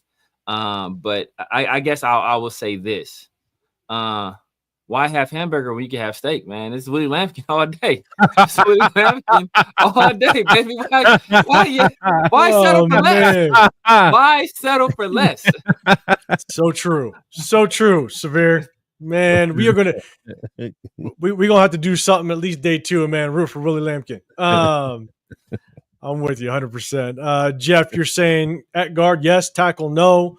PDL, man, you're not wrong. 6 picks cannot be a miss. You have to get a difference maker without question. You got to get it, unless it's the elite quarterback, right? Unless it is if you think that quarterback's there. I know there's Lusher or Sanders, but like if you get that elite quarterback that you think is that game changer, that difference maker, then okay, yeah, you definitely sit and it can't be a can't miss. But outside of that, you definitely want a day 1 starter. Facts, Judo. I think he's the voice. He's the voice of reason with that comment. Let's see. Judo, which one? The one you just put up. Rick, hard pass on Kemp. No, this Judo, one. Judo Joe Black. Yeah, that one. Yeah. Tyree is just that's Tyree. He uses injury as an excuse. Like, nah, bro. I wasn't doing this YouTube thing when we picked Tyree, but man, I was trying to scroll back through my text messages. I was texting one of my best friends, a diehard Raider fan. I was so pissed when we picked up Tyree Wilson. I was scrolling through. I was like, man, let me find those text messages just to kind of prove just how pissed off I was when we picked Tyree. But maybe I'll find it and post it. Have fun with it. Rick L. hard pass, concern on Johnson's injuries for sure. Gotcha, LKM. Yeah, we talked about that. Now, Raider Hawaii, is he a guard or tackle? Not sure on his arm length. I think he'd be a hell of a guard. Tackle remains to be seen, but I definitely think he's a hell of a guard, or could be a hell of a guard. Space Beast, you're a yes on Campbell. OG Raider, no on Will Campbell. Got it. Okay, so Raiders for Chris, you're saying Will Campbell giving me Leatherwood vibes? Oh, got it. All right, for sure. Rather have Willie Lampkin. You recovered, Chris, with the Willie Lampkin comment. Yeah, I don't know if I get Leatherwood vibes, man. Leatherwood was bad vibes. I think Will Campbell at guard would be pretty promising. All right, so let's go real quick. And Jeff, I did see your comment way back there. I might try to find it again. Yes, if Mason Graham does start over Adam Butler, I might break out the alcohol from that Sunday night. Let's go. So I think, Chris, your thoughts on Will Campbell potentially at 6? No, I like the thought of Campbell at honestly he can play tackle, but I'd probably consider moving him inside. The only thing is, like, at 6, at 6 getting a guard, I kind of have a hard time unless you wanting to do that. Yeah, so like I think I'd have to trade back, and get him. That's the only thing. But as a pure prospect, I do like him. And plus I think a lot of people make a big deal about his arm length. I'm not tripping on it too much. I mean, he's pretty athletic to be that big. So I think he, with good technique, he can still keep a good base and stay in front of his guys. So I'm not worried too much about that. Yeah, I'll make it real quick. Rick, you're saying a guard at 6? I mean, that I'm with you. Now, if we just pick from the guys that are currently on the screen and we didn't trade back, we had to pick one at 6. I like Will Campbell if we move him to guard. It shores up the offensive line. It's a need. I think he could be a good guard. So to me, I would not be mad at the pick if that was the plan. Because At again, 6, though, you would be good with him at 6. between these guys, I wouldn't be mad at it. Let's put it that way. Between these guys, wouldn't be mad at it. Again, because I think these are the only guys that truly have a chance at dropping to us at 6. Sometimes people are having Membu taken. I haven't seen much Will Campbell taken at all, but I was just waiting for this one. Shout out to Membu. Dre said, Willie Lampkin at the end will have more sacks than Terry Wilson. I can't believe man. Membu at 1. That's crazy. At 1. That's crazy. That's insane. So, Rick L guard 62, Rich. I feel you. So let's do this. Now, where's the flag? You're saying can't do it if the plan is a guard unless we trade back to like 10. Yeah, that's kind of where I'm at. I agree with you. Yeah. Let's see. Emmy's just saying there's going to be a lot of nasty arguments on YouTube, Raider content creator channels after this pick. It's going to be all over the place. It's going to get greasy. It's going to be great content. Some people are going to try to rewrite history and act like they ain't they ain't have certain takes. 1,000%. Yeah. One thing about us, we stand on what we say. Right, wrong, and different. Yeah, we stand on it. So, a lot of them aren't though. Just watch closely. Because here's my thing. I could care less where we go. You ain't going to hurt my feelings. I could care less. You know what I'm saying? So it is what it is. I could say Shedeur sucks and we get him at 6 and all of a sudden he wins the Super Bowl. I'll be like, damn, I was wrong. You can shit on me all you want, but cool. I'm going to enjoy that Super Bowl just as much as you are. So it is what it is. And so, okay. At the end of the day, we're going to get to that. Start him, bench him, cut him. But I'm going to give you guys 30 seconds. And Chris, I'll throw it to you. Sorrell, I'll throw it to you. Chat, 30 seconds. If you could pick one on the screen at 6, what would it be? Go. 30 seconds, chat. Just throw it in there. I'll bring it up on the screen. If you could pick one at 6 on that screen, no trade back, one at 6, who would it be? Sorrell, I'm going to throw it to you first, man. If you could pick one, who would you take? Will Johnson. Will Johnson. That was quick. That was easy. All right. I know, Chris. Okay. That didn't take too long. I said 30 seconds, not 3 seconds, but I appreciate you. Where's the flag? You're saying Will Johnson. All right. Isaiah Johnson. M-Easy, you're saying Will Johnson. Rick L's Graham. Dixon Sider Graham. N.E., you got Graham. All right. Well, let's see. Though I ain't mad at Genty if it happens, honestly. All right. John Fallon, Genty. Chris, well, it keeps flying in. Who would you take at 6? Yeah, I've never wavered. Will Johnson. Will Johnson. Yeah. Got it. All right, perfect. Okay, let's go.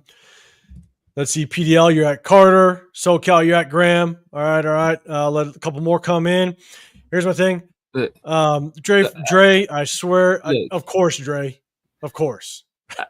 I just want to say this real quick because I think there are some people that said they don't want to take a guard at 6, but then they want to draft Genty at 6.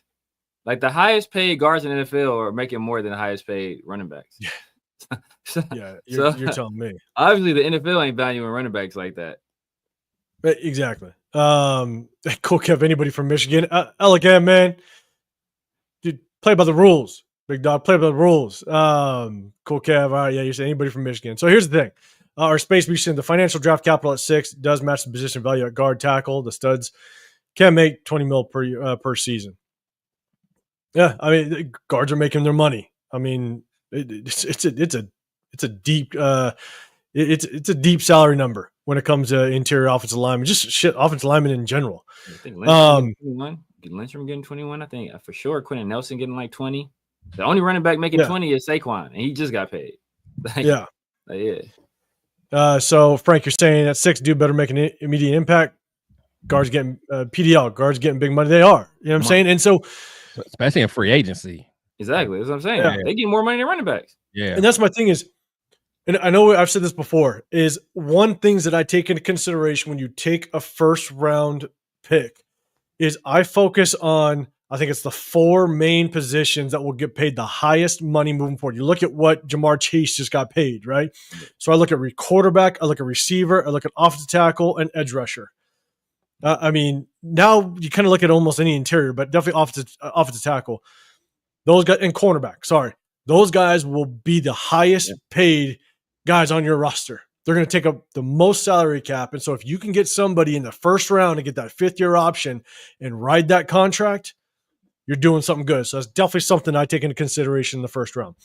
My pick between these two, it's between Will Johnson, Will Campbell. I would probably take Will Johnson at 6. So I think I'm right there with you guys. As much as I do like Will Campbell, move him down to guard. This guard class is pretty deep. You can get I don't want to say deep. Sorry, you can get someone in the second round that is very, very effective. Jonah Savanea, Wyatt Millum, love those guys. You could probably get them in the second round and be just as impactful. Yeah, Tate probably be there second round. Yeah. So and Severe. Willie Lampkin will also be there. Right. We all know what it is. So, man, I appreciate everybody joining in. So this is what we're going to do. I'm going to cut back us up to the big screen. Make sure you guys are hitting that like button, subscribe. Remember, I got Chris, Protect the Show podcast. I got the Severe Raider. I'm 805 Raider, Real Talk, Raider Nation. Hit that like button, subscribe. Remember, this is a subscribe only chat. Just our way of showing our appreciation to all our subscribers. If you want to be getting included in it, hit that sub button. If you like what you're hearing, we definitely appreciate it. So we're going to get into this next one. This one's receivers, guys. This one's receivers. I teetered through one of these players. There was one that I was going to add, and I'm telling you, about 15 minutes before we jumped on, I switched one of them out. I felt it would be actually better, a better discussion. One I think was in like an immediate either start or bench. So we're going to look at this one. All right, let's go. Chat, remember, this is all in their prime. Rate them, start them, bench them, cut them in that order. Give me the letter A, B, C, C, A, B, whatever order you put them in. Let me know, but this one is receivers. And here we go. You got Victor Cruz on the left. You got Doug Baldwin in the middle. You got Randall Cobb on the far right. A, B, C. Chat, let me know who's up first. Oh, man. Chat, who you got first? And at the end, I'll let you know who I replaced him with and who I took out. That was nice too. Yeah, man. I think I got mine though. And this is at their peak, right? This is at their peak. This is at the best they have played in their career. Where's the flag is up first. He's at BCA. So you're starting Doug Baldwin. Yes. You're benching Randall Cobb and you're cutting Victor Cruz. All right, let's go. Dre's at BCA as well. OG Raider, man, you're starting Victor Cruz. All right, and you're benching Randall Cobb and you're cutting Doug Baldwin. All right. What up, Raider Ryan? Appreciate you pulling up. LS in the building. What's happening? BAC? LS. All right, okay. Doug Baldwin was a dog. Like, Doug Baldwin was nasty. Like, the hard part about Doug Baldwin, man, is like you almost had to truly watch him to appreciate what he did on that field. Like, you know, like you may have watched like the highlights on a Sunday, you know, after, but if you truly watch what he did on that field, and I think he returned kicks as well. I think so. But yeah, he was nasty. He was nasty on that field. Rick Al, man, you're at BCA. All right. Fu Chris, you're at CBA. CBA cutting Victor Cruz. ACB. All right, starting Victor. Man, you got some people cutting Victor Cruz and starting him. Is that when Victor Cruz, man? Victor Cruz was. That's what I'm saying. Like, to me, I honestly, I think I'm going ABC. When Victor was at his peak, dude was. He was crazy. That salsa dance was for real. It was every week. It was every week. Telling you. All right, so let's go Sacktown, man. You're CBA. Eric Raiders, you're stop cheating. There's always a cheater in the goddamn building. Fire, man. Isaiah, you're right. Baldwin was so underrated. That's why as soon as I saw his name as I was going through some of them, I'm like, man, I got to put him in this somewhere. Because the thing about it is, like, people talk about Stephon Diggs, they talk about Devontae, you know, they talk about Justin Jefferson, bro. Like, Doug Baldwin with releases, Doug Baldwin was disgusting. Yeah, he was putting people on ice skates out there, right? He was nasty with it. nasty. Yeah, I he was mean, back quick. I seen him cross some dudes up. He was playing basketball. He was the first dude I really saw. Like it was like he was playing basketball on grass. Like he hit you with the crossover and then go this way and just leave you like stuck. Like he was nasty. So that's the only reason. But Randall Cobb was cool out of Kentucky too. But he had Aaron Rodgers though, man. So it's like, I'm about to say who was Russ. Baldwin's? Was he with Russ? Was that his good years? Russ. Yeah, Russ. Yeah. I don't know why I was thinking he was with Hasselbeck. He was Russ, but Doug Baldwin, bro. Yeah, Doug Baldwin. He could have had a year or two. I'm probably going. I think I'm going ABC too. I think I'm going ABC too. Yeah, I think I'm going ABC too. But because Doug Baldwin, those releases, like y'all ain't watched Doug Baldwin just release off the line of scrimmage. It was crazy, like crazy. He was giving people crazy work. Yeah, crazy work. Yeah. So, Dre, Victor Cruz Gonzalez is asked to a pink slip. God damn it, Dre. Victor Cruz at his peak was bad. Victor Cruz at his peak. He went like crazy. He went crazy. Yeah. SoCal, you're at BAC. LS dug at absolutely everything out of him. So he did, man. He did. And he wasn't, the thing was like, he didn't look like he was going to beat you. Like, that was the crazy part. Like, he was kind of stocky. He didn't really look like he was that, like, that all that crazy athleticism to it. Because he was built up a little bit, but man, he did was work. Strong. He was like a strong little dude, man. I know. Yeah. Easy. Yeah. He almost had some Steve Smith in him a little bit. Yeah. Steve Smith Sr. Yeah. Dre, quit it. Yeah. Oh man, Cobb is the weakest player in this group. So I'm gonna get to that in a second. Okay, so here's the thing. Let's do this. Just one. What did you say? 805? Did you give you? All right. Yeah. For me, I'm BAC. BAC. I'm not mad. I ain't mad at that. I'm not mad at that. Yeah, I'm cutting Randall Cobb. Who's the guy you almost took out? Who was almost in there? So I was gonna put Julian Edelman for Randall Cobb. Oh yeah, I think you almost got to put Julian. I was going to put Julian Edelman for Randall Cobb.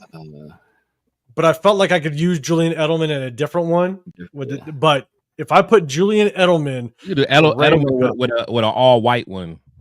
With like Brandon Stokes. Yeah, Brandon Stokely. Yeah, Stokely. Yeah. What's my guy with the Ricky Pro? Ricky Pro. Oh yeah. Ricky Pro was a dog, man. Yeah, I know. Pro was my guy. Oh no! See, you guys might have the next one. Wayne Corbett too with the Jets. Yeah. Wayne used to get. Wayne was nasty. That's right, huh? He did. Wayne Corbett was nasty. That's right.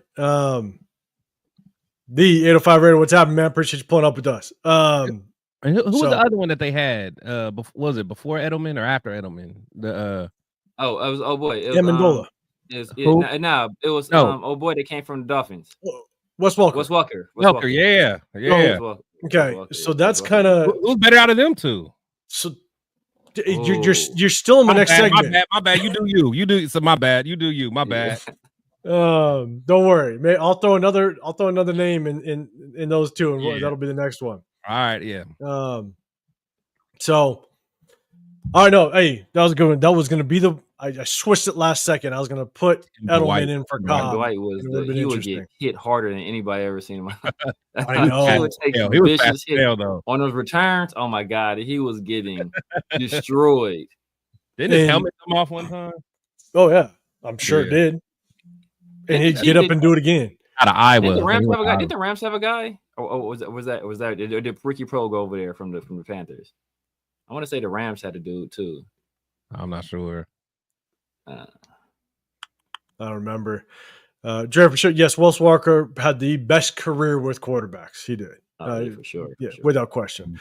So yeah, Rick. Yeah, BCA. All right. Okay. Yeah, I'm okay. So one last time. I'm BAC. Severe. What were you? ABC. All right, Chris. Yeah, same here. That's where I'm at. ABC. If we're just looking at peak, ABC. at their very peak, their very peak. Very peak. That salsa dance got you. I got you. Renfro. So Renfro's my bad. 805. I want to actually. I was going to slide Renfro in one of these without question. Not Jeff. I'm talking about like back in the day. Of course, Cup. That's more recent. I'm talking about like a little after the greatest show on turf. I thought they had to do it. I'm trying to remember. That wasn't Ricky. No, that wasn't Ricky. Was it Ricky Prohl again? I think it was Ricky Prohl. Who was old boy from the Jordy Nelson? That's from the Packers. Jordy Nelson. Oh, yeah, Jordy Nelson. Yeah. Jordy Nelson from the Packers. He wasn't really the Rams spot, had to do it. Jordy was kind of big. Jordy like 6'3", ain't he? Yeah, Jordy. Yeah, and he was a speedster. He was more of like a straight line guy. I mean, boy from the Vikings that's with the Panthers now. He was serving too. With who? He's with the Vikings. He was with the Panthers now. Dang. Oh, Thielen. Yeah, Adam Thielen. He was serving. He didn't he kill us? He killed us last year. Yeah, he killed us. Did he kill us? Oh, talking about this last game or this year? Yeah, he made Dalton. I know. Oh boy, killed us. I want to say Jordy Nelson killed us one time with the.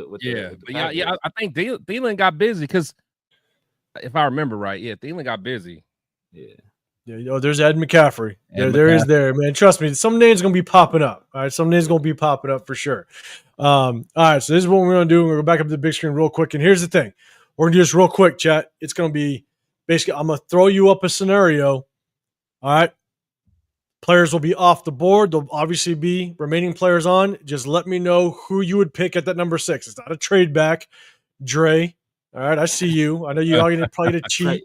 Jeff too, Mr. 21 picks in one draft. I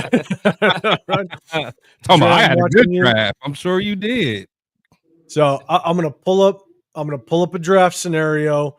Chat, let me know who you would pick with who's off the board, and obviously you will know who is available. Oh, Don Beebe.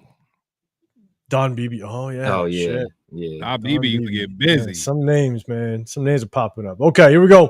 This is scenario number 1. Scenario number 1, chat, let me know who you'd take. I'll throw it to Chris. I'll throw it to Severe. We're going to take a long time with this. We're going to have just a little bit of fun. All right, here we go. Chat, you'll get basically 30 seconds. Who would you take in this scenario? Number 1. So Cam Ward off the board. Travis Hunter, Will Campbell goes at number 3. Abdul Carter at 4. Armand Membu is at number 5. So Mason Graham, Ashton Genty, Will Johnson, Shador Sanders, Tederick McMillan. Those guys are still on the board. Chat, who would you take at number 6 in this scenario? No trade backs. Who would you take? Severe, I will throw it to you first. Rick yells at Graham. Man. I'm between a rock and a hard place with no trade backs because it's either Will Johnson or Tederick. Man. Man. You know what? Frank is all about Genty. But because I'm probably going Tederick in this situation. I'm probably going Tederick in this situation just because.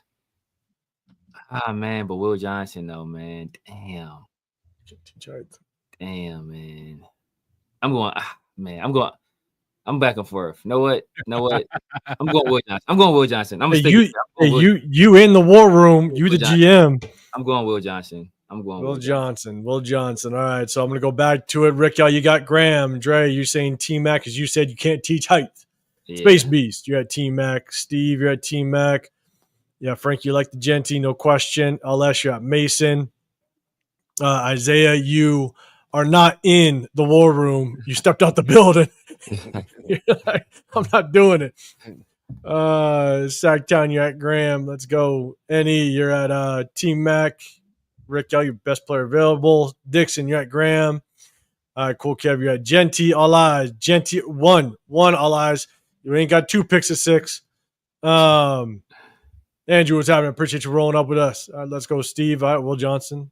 Just win babies at Ashton. Okay, Chris, you know what's off the board. You know what's on the board.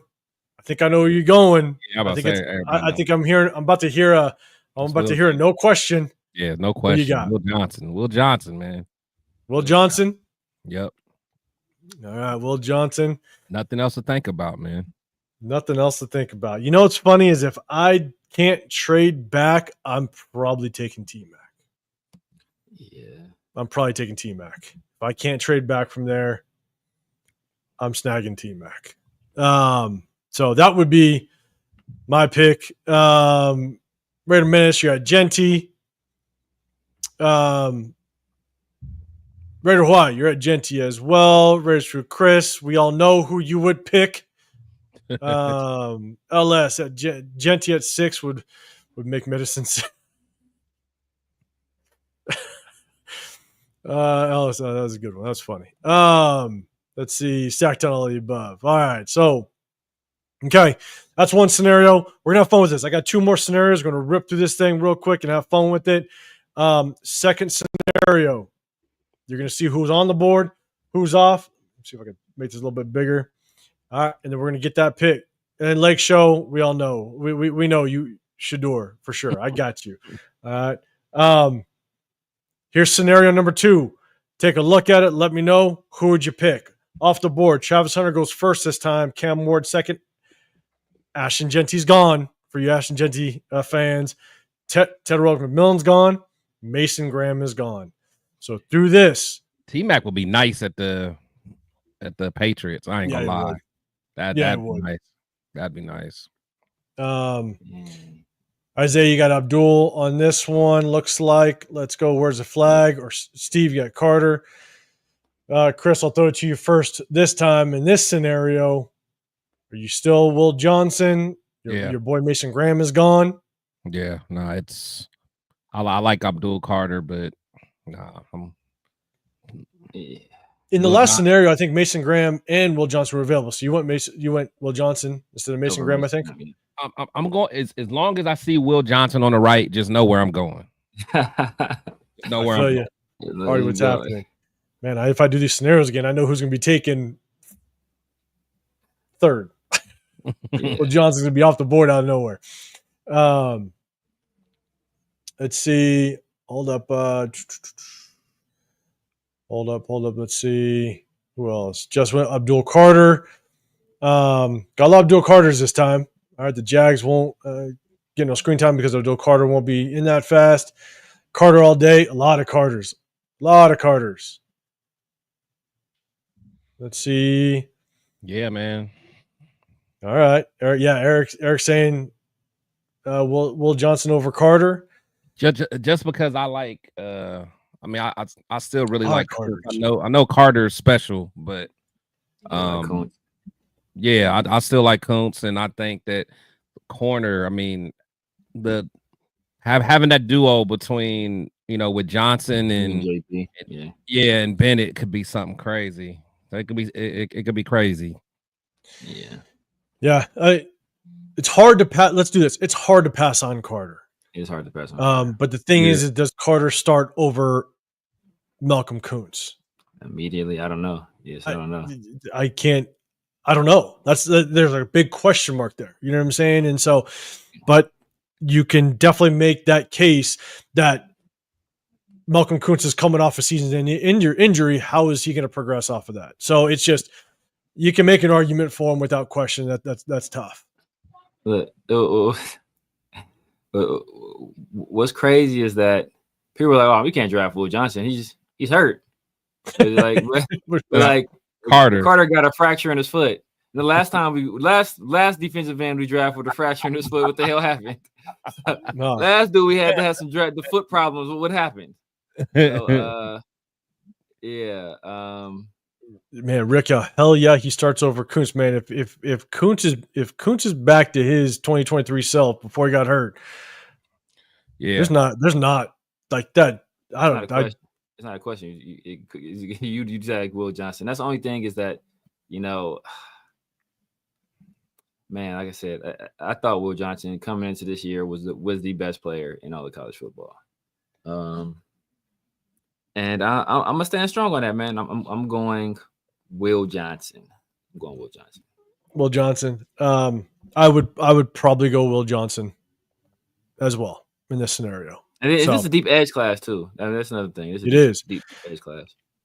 A guy that I like that's kind of dropping into. I'm seeing it in the third, but again, these mock draft simulators are so hard to judge. It goes all over the place. But what's his name? Ivy from SMU. Oh yeah. Or no, Ole Miss from Ole Miss. Man, that guy's gonna be on my radar potentially in the third if he drops. He got a stud. Got a motor. Yeah. Okay, cool. That was we're gonna do one last scenario before we jump on out of here. Appreciate it. That was a good one. A lot of people love Carter, so it's good to see kind of what people are thinking of. In that situation, you probably trade back. You rip somebody the hell off. You trade back. Yeah, somebody's gonna want Carter. Somebody's gonna want Carter. Yeah, and just for Chris's sake, the next time I do this, because you already know that lets me know. Will Johnson ain't going to be there next time. Yeah. I'm just letting you know. And so, all right, third and last scenario. Yes, Joe. I remember Matt Jones. Matt Jones, you're talking about the Arkansas quarterback, that converted receiver. I think that's who you're talking about. Yeah. He actually Matt Jones for the Jaguars. He was fast too. He was like, he was super fast. I think it was Danny Amendola. How can I forget for the Rams? Yeah. Yeah, that's what. Yeah. You should have had that one fast, Chris. That's on your. Yeah. All right. Yeah. The only highlight my guy Rolando McClain had at the back. It was getting a penalty. So Raider-like. So with this scenario, Raider Hawaii is already at Will Campbell. If you're talking about this one, but off the board, you got Cam Ward goes first. So dual Carter off the board. Travis Hunter to New York. Ashton Genty goes to the Patriots. Mason Graham off the board. Chris, you still going Will Johnson with this? I don't even need to go, do I? I mean, got it. But we got some more. Where's the flags? Got Will Johnson. All right, and he's at Will Johnson this time. Dre, you're at Shador. I think you're lying to me. I think you're lying to me. That's what that is. Yes. Laughing all about it. Let's see. Kevin Lurker in the bill. What's happening, man? Appreciate you pulling up. You're at Will Johnson as well. All right, let's go. I'm surprised I haven't seen any Memboo's yet. There's a lot of people are on Memboo's. I'm completely with Severn Ohio State D tackle Williams. Sleeping. Let him keep on sleeping. I like Williams. Yeah, he's nasty. Dude is 340. And that's crazy value. If he, because I think a lot of people have him in the second. That's crazy value in the second. Let's see. Dixon Sire, switch it up. Shador, no need to switch it up. Dixon, your first one's right. Don't need to switch it up. Keep Shador out the mouth. Now it's Johnson. All right, Steve, T-Mac, because T-Mac is still on the board. Just Wayne, you're at Will Johnson. Rick Gell's at Will Johnson. Sacktown, you're at Johnson. All right, let's go. In Space Beach, still rocking with T-Mac. LS, I'd rather take Shiloh than any of those names at 6. Shiloh, though? Damn. Okay, yeah. Register Chris. Now you coming to it. I like it. All right, we know where Chris is going. Severe, you sticking with potentially T-Mac with what's left on the board, or you switching it up? No, last time I went Will. This way, thinking since our mom member was there, since the people, obviously people like, they like this. I ain't never heard nobody say Armand Membu in January or February. Nobody whispered a word. Nobody spelled his name out. Nobody sent me a tweet about him. Now you draft him at 6 and you win in my drafts. I don't know how that happens. I'm still going Will Johnson. Still going Will Johnson, huh? Oh man. Yeah. You're on T-Mac. We know you're going. I think I'm going T-Mac. If I got to stick at 6, I think I'm going T-Mac. Yeah, it's between those two, man. It's between those. Because I really like a bunch of second round corners, whether it be Trey Amos, that Azarea kid from Florida State. Even if I don't think he's going to be there, but I think Revel should be one of the first corners off the board. But if he slips to the second for some reason, Morrison. Morrison could be there too. So I think the value with corners is literally in that like first and second round. Once you get to that third and fourth, it kind of drops off and the value just isn't there. And then you kind of find yourself finding corners I like Higgins, man. Higgins is really growing on me. The more I watch him, you can get him. I'm talking about corners. Yeah. I mean, I'm talking about like just from a receiver. Like you can receiver standpoint. Yeah. Higgins. And Maxwell Harrison, I do like like him. Kentucky, yeah, and I think he's a 30. He's so small, but he's so like slender. He is pretty slender. But I got to watch more on him because I don't know how physical he is. Because I mean, shit, it's like Emmanuel Forbes. Well, it seemed like I hated that. Oh my God, I hated Emmanuel Forbes so much. People was trying to tug. I didn't even get Emmanuel Forbes. I told everybody he's gonna be a bum, and look at him. Look at him. Yeah, it's like when you watch Rebel, right? When you see him initially, you're like, damn, the kid looks slim. But you watch the tape, he'll still come get you. Yeah, like he'll still come hit you. But that's the thing. Those are the guys that get hurt. You know, those is like the corners that stay on the IR. Yeah. So I think that this cornerback class, there's good value in the second, in third, and at the same time, I was trying to take into consideration what Pete Carroll's thinking. I mean, he brought in some corners that kind of fit his style. So do you think that Eric Stokes is going to, in their minds, going to be that starting corner opposite of Jacoby Bennett? You know, you just don't know. So it's going to be tough. But look, the last thing that I'm going to do before we get out of here, I'm going to do a real quick reminder just so you guys know they're in the building. If you guys are in the SoCal area, Raider Nation Summer Kickoff, Saturday, May 17th. Jeremy Chin, player, going to be there. You have an opportunity to do a little meet and greet, get a signing. We'll be there, a bunch of people, content creators, the whole nine. We're going to roll up there, have a good time.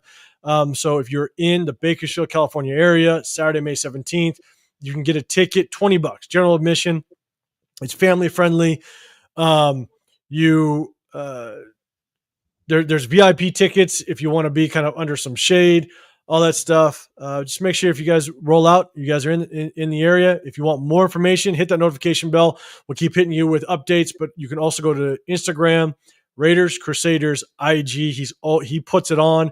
It's the 11th annual event with his team. They do a hell of a job. Great way to kick off the summer of the football season. So let us know. Bakersfield, California, Saturday, May 17th. Come rock with us. So we're going to end it with that, man. We appreciate it. Yes, both cornerbacks. Trey Harris as well. I do like Trey Harris that you could probably get in the you got Trey Harris as a receiver. Definitely a guy to watch out for. Myra G, no one from the Bay drives down to Bakersfield. You need a reason to go to Bakersfield. I'm with you. Now we got a reason. So we'll see everybody there. But yes, guys, hit that like button, subscribe, man. But we're going to get out of here. Last thing, Chris, let them know what you got going on. I know you got stuff going on the weekends with Dub Raider, man. Let them know what's happening. Yeah, man. Of course, doing my the Raider War Room with my brothers. Got my weekly show I do with Dub Raider. I know he drops out. He may have changed today. Like I said, we pre-recorded, man. But make sure you guys check out on his channel. The weekly wire. So it's definitely some fun content I do with him. So I definitely enjoy it. So got some more things coming up, just trying to get them solidified and wrapped, locked in. But you guys can catch me on all social media platforms. Protect the Shield podcast. I enjoy talking ball with everybody, man. So salute to y'all. Yeah, well, LS, nope, not doing it. LS, not doing it. You tried, but you ain't happening. But appreciate the super chat. So, God damn it, LS. Severe, man, let the people know what you got going on. I know you got the 50-50 show, all that stuff, man. Let them know what they can look forward to throughout the week with you. You guys know what it is, man. The Severe Raider on YouTube, on IG, on X, on Snapchat, on TikTok. We're here with my guys, man. Usually on Tuesday, like afternoons, on Sunday nights. And then I got the 50-50 show with my guy PharoahNFL. Tuesday nights and then around the Shield. We've been doing that Thursday nights during the off season. It's going to probably switch back to Fridays come regular season. But yeah, man, tap in with your boy, man. The draft is coming close. Try to keep things entertaining, as possible. Bring some laughs. As always, if you guys haven't subbed to either of my guys yet and you're on my channel, make sure you head over there and support my guys over there as well. And share this with some people that you think will enjoy it. Absolutely. Try to just share it to whoever you know. If there's any Raider fans you know, we try to do our best to basically just show some our appreciation to all of our subscribers. So it is a chat only or a sub chat only, I guess, whatever you want to call it. Just our way of showing our appreciation. But I'm 805 Raider. My channel is Real Talk Raider Nation. I mainly go live with my guys throughout the week. During the season, we break down film. After every single game, so make sure you check in with that. We're definitely going to be hitting you guys during the draft, whether we go live during the draft or afterwards when the smoke clears, the crowd clears, and all that stuff. We're definitely going to hit you guys with our reactions to the draft. So make sure you guys hit that notification bell. But I do my own individual videos, but then this is my opportunity to jump on with my guys in the Raider War Room, chop it up with the chat, go a little more in detail as to what's going on with the Raiders. So we appreciate everybody rocking with us, having a good time.